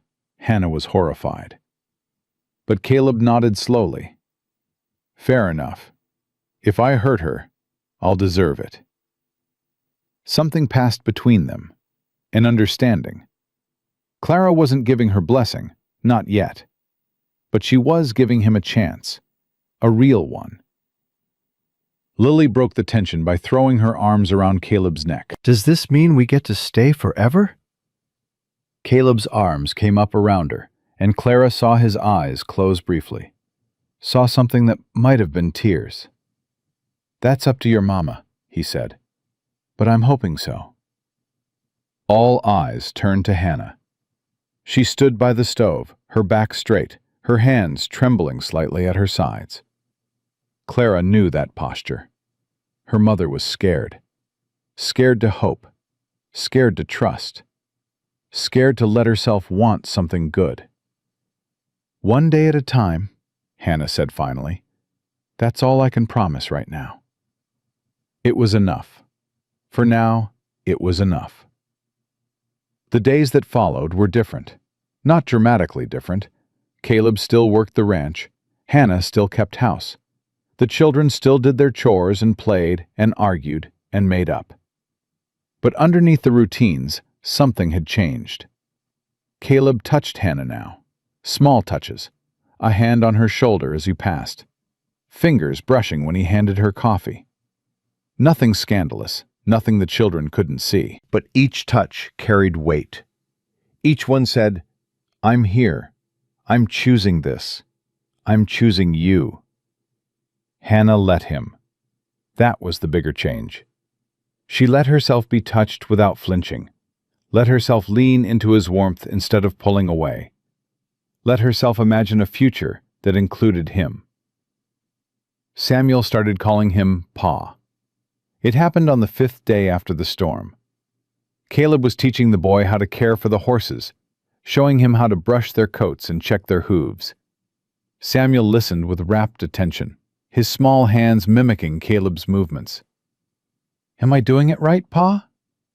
The word slipped out naturally, like it had always been there, waiting. Caleb went still. His whole body froze, the brush suspended in midair. Samuel didn't seem to notice what he'd said. He just kept brushing, tongue poking out in concentration. "Yeah," Caleb's voice came out rough. "Yeah, son. You're doing it just right." He looked up and found Hannah watching from the barn door. Tears were streaming down her face. She nodded once and walked away, unable to speak. That night, after the children were asleep, Caleb found her on the porch again. It had become their place, the spot where they could talk without little ears listening. "Samuel called me Pa today." "I heard." Caleb sat down beside her. His hands hung between his knees, and Hannah could see them shaking.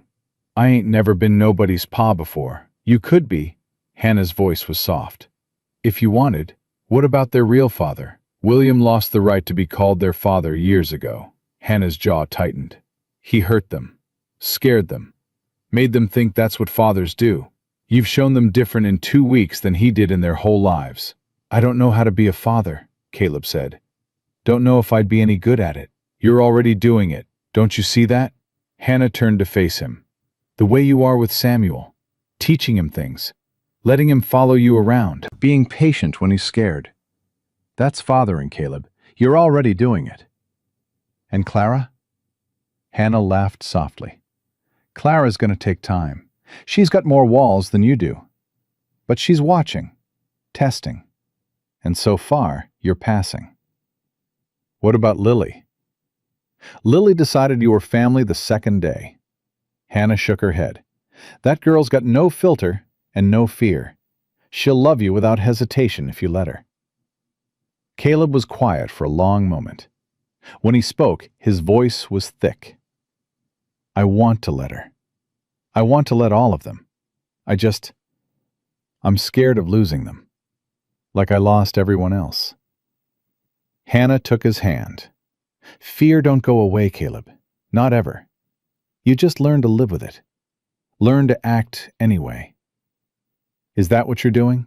Acting anyway?" "Every single day." Hannah squeezed his fingers.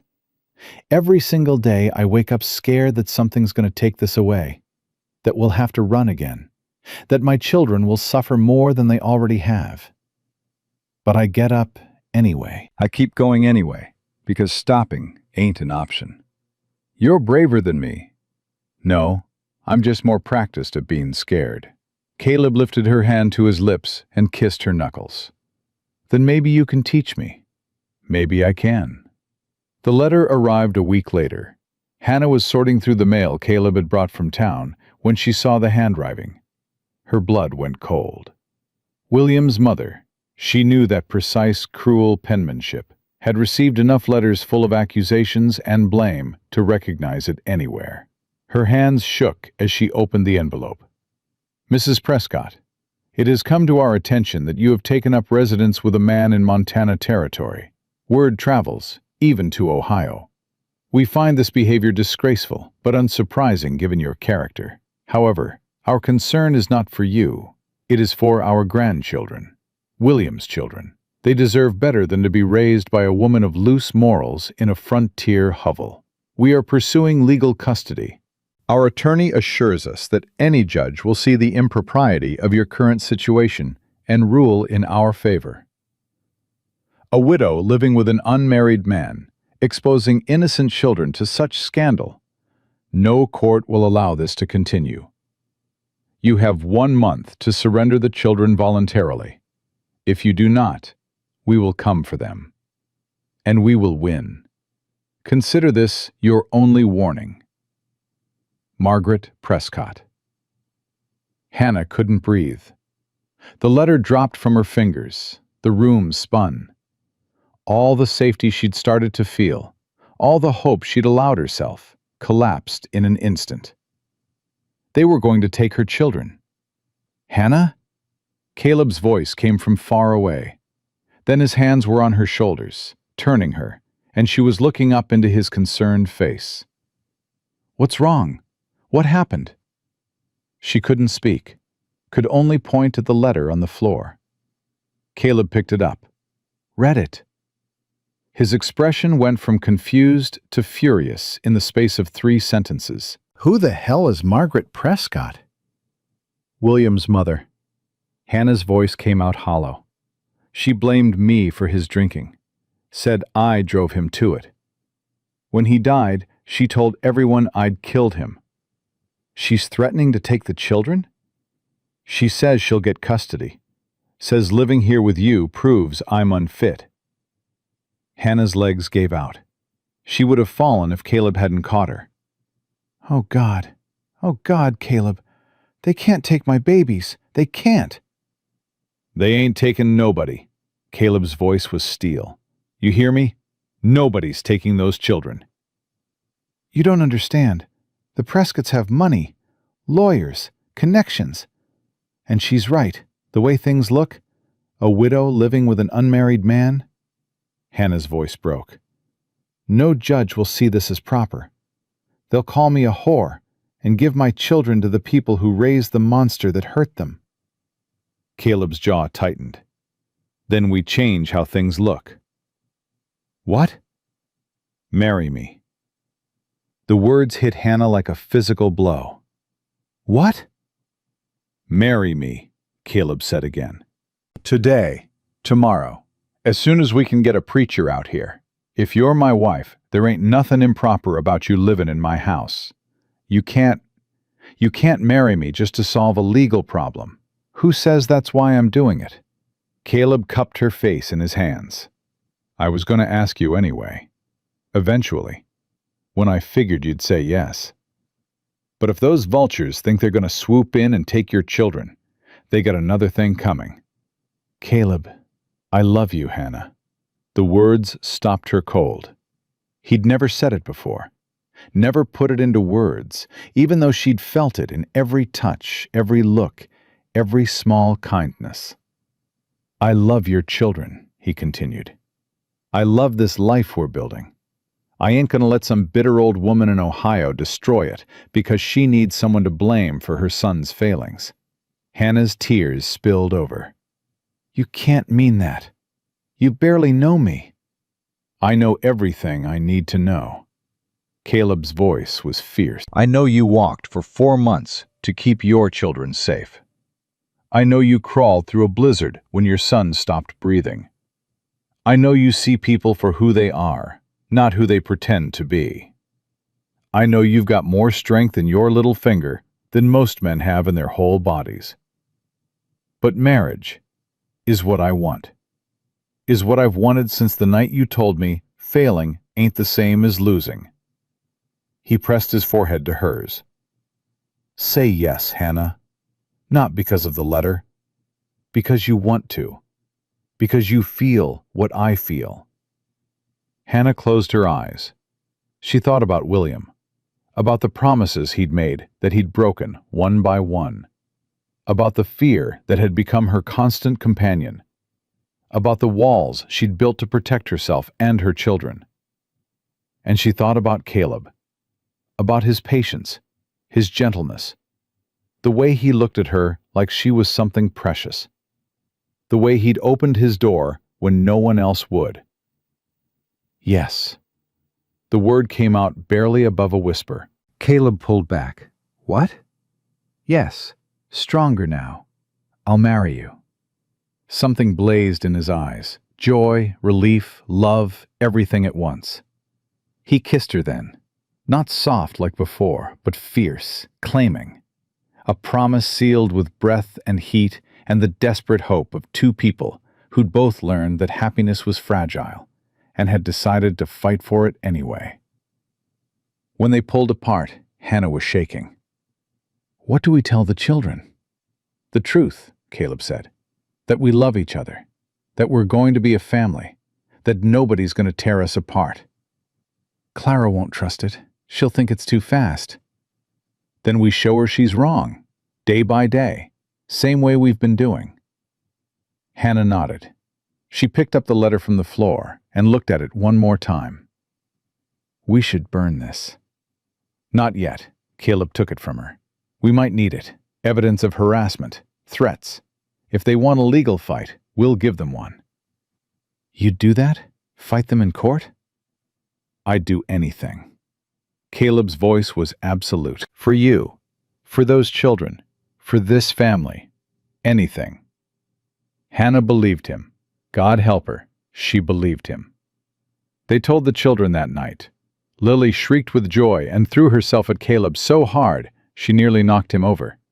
Samuel's face split into the biggest smile Hannah had seen since before William started drinking. But Clara stood frozen, her face unreadable. "You're getting married." Her voice was flat. "After 2 weeks." "I know it seems fast," Hannah started. "It is fast." Clara cut her off. "Too fast.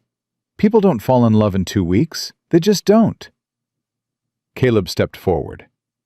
"You're right. It is fast. And if it was just about love, we might wait longer. Get to know each other better. Make sure we're doing this for the right reasons." "Then why aren't you waiting?" "Because your grandmother is trying to take you away from your mother." Clara went pale. "What?" "A letter came today." Caleb's voice was steady. "Your father's mother. She's threatening to sue for custody. Says your mother living here with me is improper. That a judge will give you to her instead." Clara's hands clenched into fists. "She can't do that." "She can try," Caleb said. "But if your mother and I are married, there's nothing improper about any of this. We're a family, legal and proper. And no judge in the territory will take children away from a legal family." "So you're marrying Mama to protect us?" "I'm marrying your mother because I love her." Caleb met Clara's eyes directly. "The timing is because of the threat. But the wanting? That's been there since the night she crawled onto my porch and refused to let her children die." Clara stared at him for a long moment. Hannah held her breath. Then Clara did something unexpected. She walked up to Caleb, reached into her pocket, and pulled out the rock. The sharp one. The one she'd been carrying since Laramie. She held it out to him. "This is for you." Caleb looked at the rock, then at Clara. "I don't understand. It's my protection rock." Clara's voice was steady. "I kept it because I didn't trust anyone to keep us safe. But if you're going to marry Mama, then you need to keep us safe instead. That's your job now." Caleb took the rock carefully, like it was made of glass instead of stone. "I'll keep it sharp," he said quietly. "Just in case." Clara nodded. Something in her posture shifted. Released. The last wall finally coming down. "Okay," she said. "Okay. You can marry my mother." Hannah started crying. She couldn't help it. Her fierce, protective, wounded daughter had just given her blessing in the most Clara way possible. "Does this mean I get to be a flower girl?" Lily demanded. The laughter that followed broke the tension. Samuel climbed into Caleb's lap. Lily started planning the wedding out loud. Clara moved to her mother's side and let Hannah pull her close. And Caleb sat in the middle of it all, holding a rock in one hand and a 5-year-old boy in the other, looking like a man who'd just been handed the world. The wedding happened 3 days later. Ruth Wheeler organized everything. She descended on the ranch with food and fabric and a determination that brooked no argument. "You're getting married proper," she declared. "None of this courthouse nonsense. We're doing this right." The neighbors came. All of them. The Hendersons and the Dawsons and the Millers with their frog-loving son. They filled the house that had been empty for so long, brought food and laughter and the warmth of community. Hannah wore a dress Ruth had altered from one of her own. It wasn't fancy, but it was clean and beautiful, and made Hannah feel like someone worth celebrating. The children stood with them. Lily in her role as flower girl, scattering dry petals she'd saved from God knows where. Samuel beside Caleb, solemn and proud. Clara next to her mother, the rock's absence from her pocket a visible sign of trust. The preacher was an older man with kind eyes who'd known Caleb for years. "Dearly beloved," he began, "we are gathered here today to witness the joining of two souls who have found each other through hardship and hope." Hannah looked at Caleb. He looked back at her. In his eyes, she saw everything. The grief he'd carried, the walls he'd built, the courage it had taken to tear them down. And she saw the future, their future, whatever it held. "Do you, Caleb Thornton, take this woman to be your lawfully wedded wife?" "I do." "Do you, Hannah Prescott, take this man to be your lawfully wedded husband?" Hannah's voice didn't waver. "I do." "Then, by the power vested in me by God and the Montana Territory, I pronounce you husband and wife. You may kiss your bride."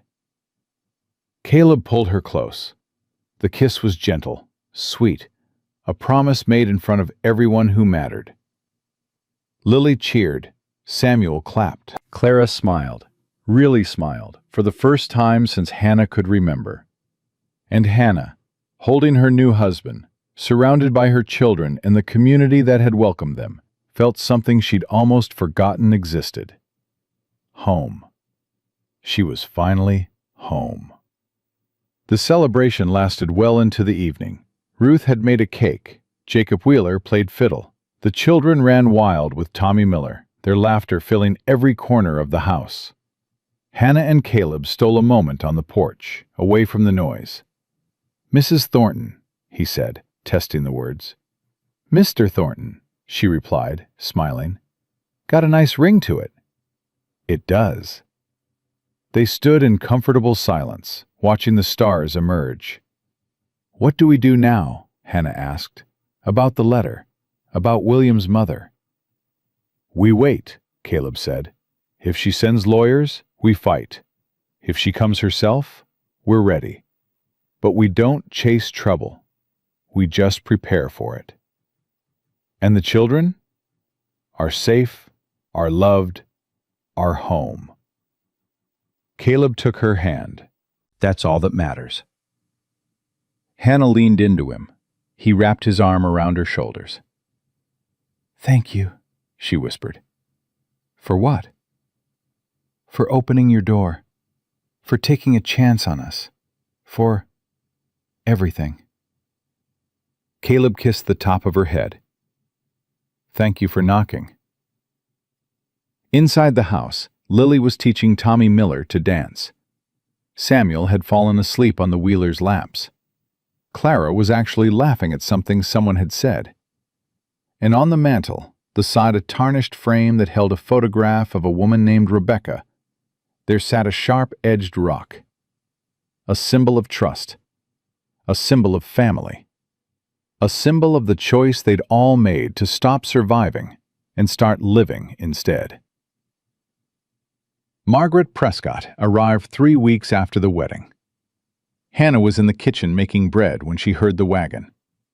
She wiped her hands on her apron and moved to the window, expecting a neighbor, maybe Ruth with more food she insisted the newlyweds needed. Instead, she saw a black carriage pulled by matching horses.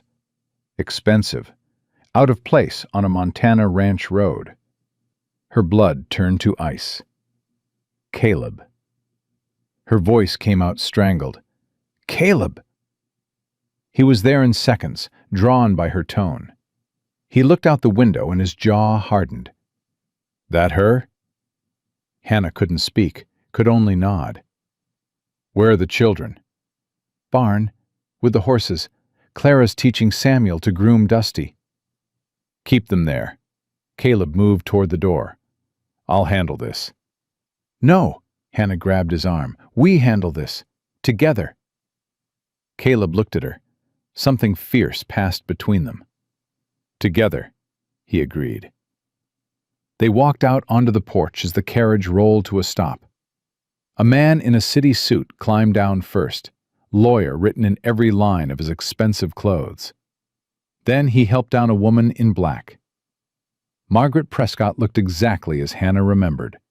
Tall, thin, with a face that seemed carved from stone.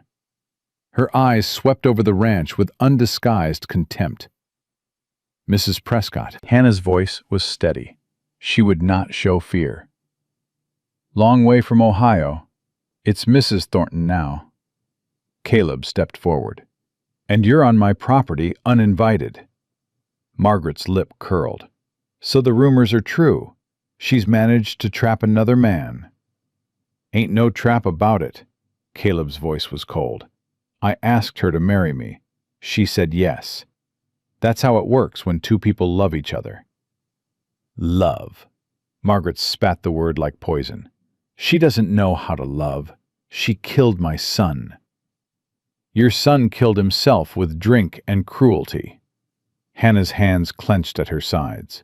I just happened to be there when he finished the job. How dare you? How dare I? Hannah stepped forward. How dare you come to my home and threaten my children? How dare you pretend to care about them when you never once asked how they were while William was beating them? How dare you stand there in your fancy clothes and judge me for surviving what your son put us through? Margaret's face went pale, then red with fury. I'll have those children. Her voice shook. No judge will let them stay with a woman like you. A woman like me? Hannah laughed, but there was no humor in it. You mean a woman who walked 4 months through wilderness to keep them safe? A woman who worked her fingers raw to feed them? A woman who crawled through a blizzard when her son stopped breathing? What kind of woman is that, Margaret? Tell me. The lawyer stepped forward. Mrs. Thornton, we have documentation showing that your living situation was improper before your marriage. Marriage that conveniently happened right after receiving our letter, Margaret added. Any judge will see it for what it is. A man protecting his family? Caleb's voice cut through. That's what any judge will see. A legal marriage, a stable home, 3 children who are fed and clothed and loved. He moved closer to Margaret, and something in his posture made the lawyer take a step back. What will they see when they look at you? Excuse me? You want to talk about what's proper? Caleb's voice dropped. Let's talk about how your son got the way he was. Let's talk about how a man learns to hit women and children. Let's talk about the kind of home that raises a monster. Margaret's face drained of color. You know nothing about our family. I know plenty, Caleb said. I know your husband was a drunk too. I know he died owing money to half of Ohio. I know you blamed everyone except yourself for how your boy turned out. His eyes were hard. And I know you ain't here because you care about those children. You're here because you need someone to hurt, someone to blame, someone to make you feel less guilty about what you raised. How dare you! Get off my land! The words were quiet, but absolute. Margaret stared at him. Her lawyer shifted nervously. This isn't over. Margaret's voice trembled with rage. I'll see you in court. I'll take those children and make sure you never see them again. Pa? Everyone froze. Samuel stood at the corner of the house, Clara and Lily behind him. His small face was pale, but determined. Pa, who's the mean lady? Caleb moved immediately, putting himself between the children and Margaret. Nobody important, son. Go back to the barn. But Samuel didn't move. He looked past Caleb to Margaret, and something shifted in his young face. You're Grandmother Prescott. His voice was small but steady. You used to send letters that made Mama cry. Margaret's expression flickered. Samuel, darling, I'm here to help you. No, you ain't. Samuel's chin lifted. You're here to take us away from Pa and Mama. But you can't. We're a family now. We're happy." "You don't understand, child." Margaret took a step forward. "I'm trying to protect you from—" Clara stepped in front of her brother. "Don't." Her voice was ice. "Don't come any closer." "Clara, sweetheart." Margaret's tone changed, became syrupy. "I know things have been confusing, but I'm your grandmother. I only want what's best." "Best?" Clara laughed, harsh and bitter. "You want what's best? Where were you when Daddy broke Mama's arm? Where were you when he threw Samuel against the wall? Where were you when I had to hide my sisters in the root cellar because he was too drunk to remember we existed?" Margaret's face went white. William would never." "William did," Hannah's voice cracked. "Every day for years. And you knew. You had to know. But it was easier to blame me than face what your son really was." "This is slander," Margaret's voice rose. "Lies told by a woman trying to steal my grandchildren. Mama don't lie." Lily pushed forward, her small face fierce. "Mama never lies. Daddy lied. He lied all the time. Said he was sorry, said he'd stop, said he loved us. But he didn't. He didn't love nobody but his bottles." Margaret stared at the children. These three small faces, full of truth she couldn't deny. Her voice faltered. "I didn't know. I couldn't have known." "You knew," Clara said quietly. "You just didn't want to see. That's different." The silence stretched. The lawyer cleared his throat. "Mrs. Prescott, perhaps we should leave." Caleb's voice cut through. "Both of you, now." Margaret looked at him, at Hannah, at the children standing together, united in their rejection of everything she represented. Something in her seemed to crumble. "They're all I have left of him." Her voice was barely a whisper. "My son. My only son." "Then honor his memory by letting them be happy." Hannah's voice softened, just slightly. "They're not a trophy to win, Margaret. They're children. Children who've been through hell. Let them heal. Let them have the life William couldn't give them." Margaret's eyes filled with tears. For a moment, she looked less like a monster and more like what she was, a grieving mother who'd lost her way. "I raised him better than that." Her voice broke. "I tried to raise him better." "I know you did," Hannah said. "But sometimes trying ain't enough. Sometimes our children become things we don't recognize. That ain't entirely your fault. But punishing mine for your grief? That is." Margaret stood frozen. The lawyer touched her arm. "Mrs. Prescott, we should go. We can discuss our options on the way back." "Options." Margaret repeated the word like it was foreign. She looked at her grandchildren one more time, at Clara's fierce protectiveness, at Lily's defiant spirit, at Samuel pressed against Caleb's leg, trusting the man who'd become his father. Then she did something no one expected. "I'm sorry." The words hung in the cold air. "I'm sorry for what he did to you." Margaret's voice was hollow. "I'm sorry I didn't see it.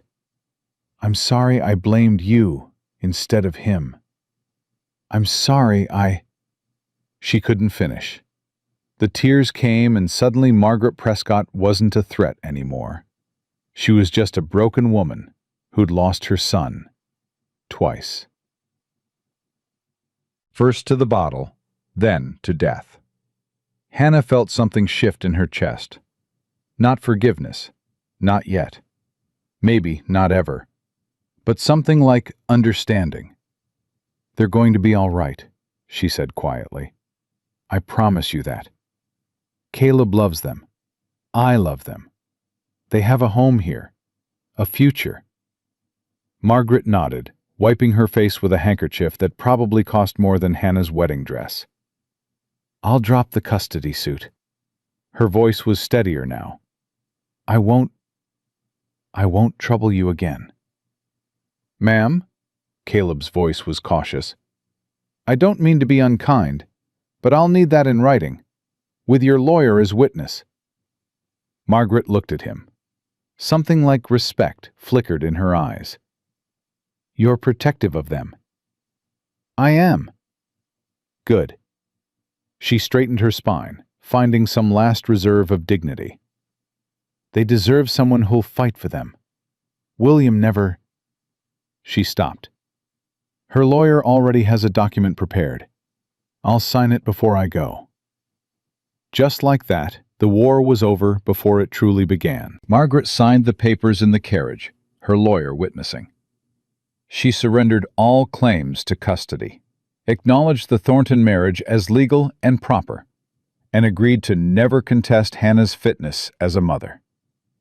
When it was done, she looked out the carriage window at the ranch one last time. "Can I write to them?" Her voice was small. "Not often. Just holidays, maybe. Birthdays." Hannah looked at the children, at Clara, who'd protected her siblings with everything she had, at Lily, whose fierce spirit refused to be broken, at Samuel, who'd found a father in a stranger's kindness. "That's up to them," Hannah said. "When they're ready, if they ever are." Margaret nodded. She accepted it. Maybe because she knew it was more than she deserved. The carriage pulled away, disappearing down the road toward Elkhorn. Hannah watched until it was gone, then turned to her family. Caleb stood with the children gathered around him, Clara on one side, Lily on the other, Samuel still attached to his leg. They looked at her with various expressions of shock and relief and something else. Pride. "Mama, you were amazing," Lily breathed. "You told her and she just went away.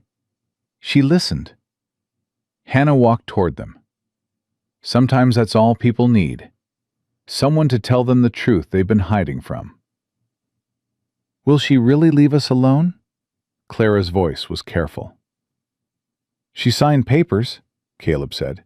"Legal ones. If she comes back, we've got law on our side." "But you don't think she will?" Clara studied him. "Come back, I mean." "No," Caleb shook his head.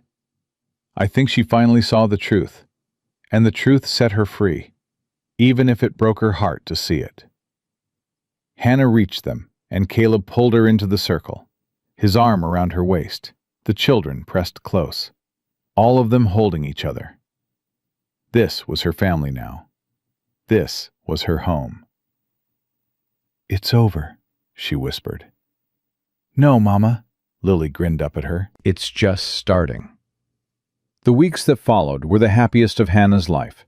Spring came slowly to Montana, melting the snow and revealing green beneath. The ranch woke from its winter sleep, and Caleb taught the children about planting and growing and the rhythm of life on the land. Clara started school in Elkhorn. She came home the first day with a bloody nose and a satisfied smile. Tommy Miller said girls couldn't do arithmetic. She announced at dinner, "I showed him different." Caleb choked on his coffee. "You hit Tommy Miller?" "He hit me first," Clara shrugged. "I hit back harder. Miss Holliday said I showed admirable spirit." Hannah tried to look stern and failed completely. "We don't solve problems with violence," she said, the words hollow in her own ears. "Unless someone hits first," Caleb added. "Then you hit back twice as hard." "Caleb!" "What?" he grinned. "It's good advice." Clara smiled at him, a real smile, open and trusting. The last wall finally crumbled. "Thanks, Pa." The word made Caleb freeze. Clara had never called him that before. It had been Mr. Thornton, then Caleb, but never Pa. "You're welcome." His voice was rough. "Anytime." Something passed between them, a bond forged in trust and time and the slow building of family. Samuel flourished, The silent, frightened boy who'd arrived half dead in a blizzard became a chatterbox who couldn't stop talking about horses and farming and all the things Pa was teaching him.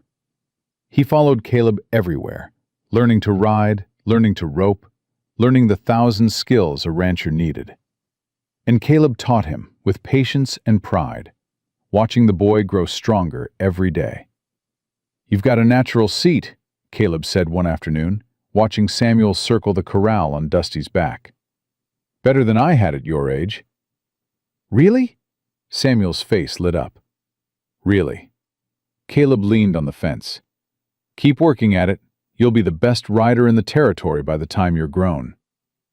"I want to be just like you when I grow up." The words hit Caleb like a punch to the chest. He thought about who he'd been 6 months ago. A ghost, haunting his own house. A man who'd given up on living. Now, a 5-year-old boy wanted to be just like him. "Nah," Caleb's voice was thick. "You be better than me. That's what sons are supposed to do." Samuel grinned and kept riding, and Caleb watched him with eyes that weren't quite dry.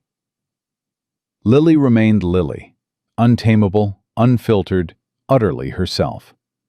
She'd decided the ranch needed chickens and lobbied relentlessly until Caleb built a coop and Ruth Wheeler contributed a dozen hens.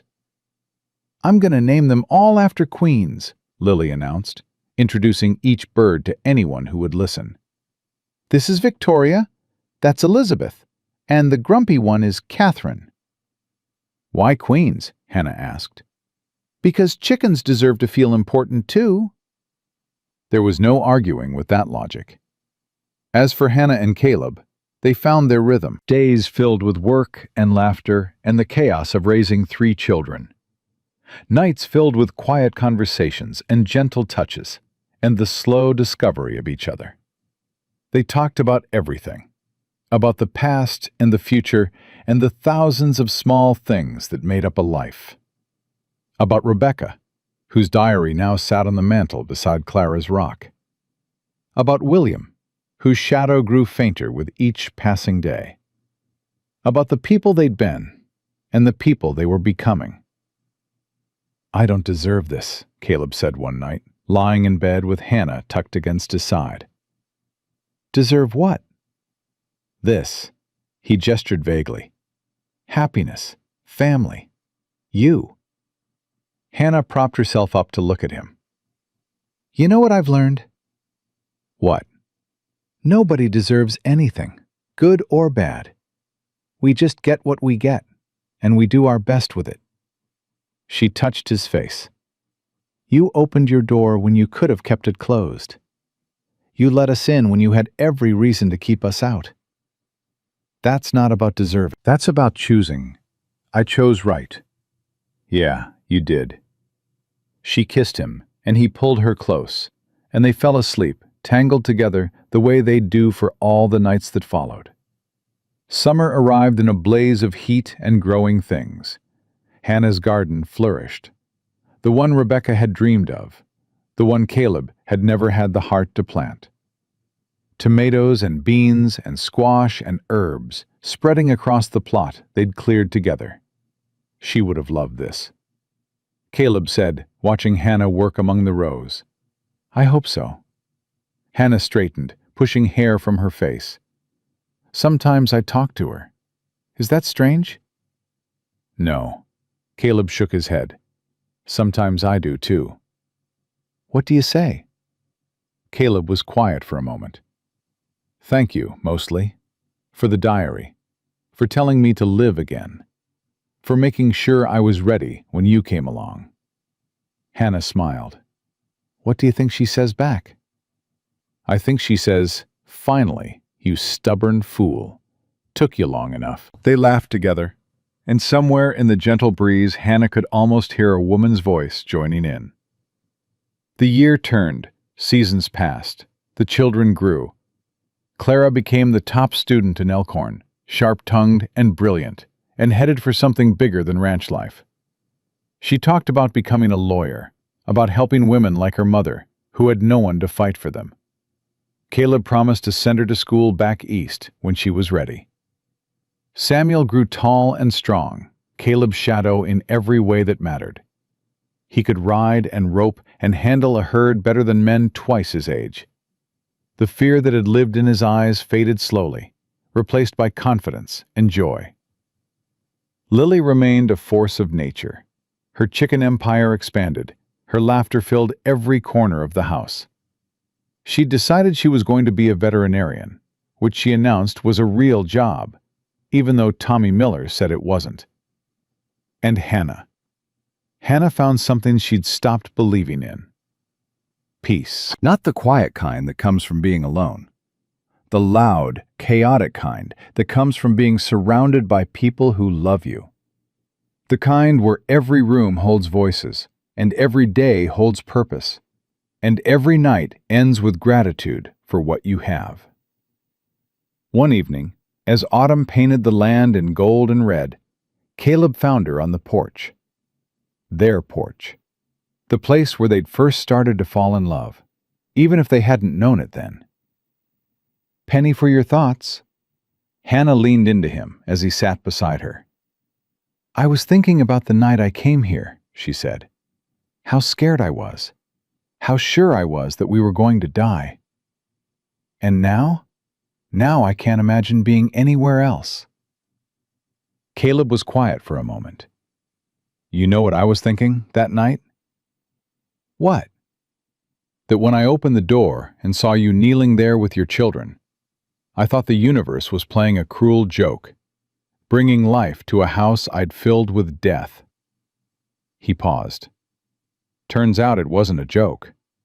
It was a gift." "We almost didn't knock," Hannah admitted.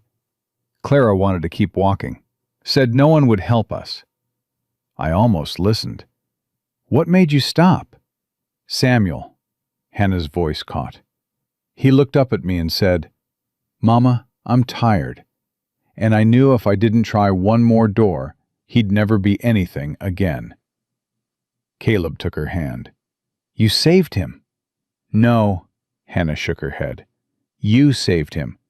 I just got him to your porch. You did the rest." "We saved each other," Caleb said. "All of us. That's what families do." The door opened behind them. Lily burst out, followed by Samuel and Clara. "Mama, Samuel won't let me braid his hair." "Because braids are for horses, not people." "Clara says I have to practice somewhere." The chaos swirled around them, familiar and beloved and absolutely perfect. Caleb stood up, lifting Lily onto his shoulders in one smooth motion. "How about this?" he said. "I'll let you braid my hair instead." Lily's eyes went wide.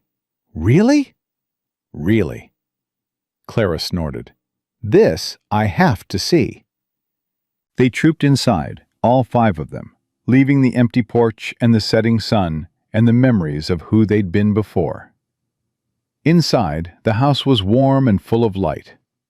Rebecca's photograph smiled from the mantel, flanked by Clara's rock and a child's drawing of 5 stick figures holding hands.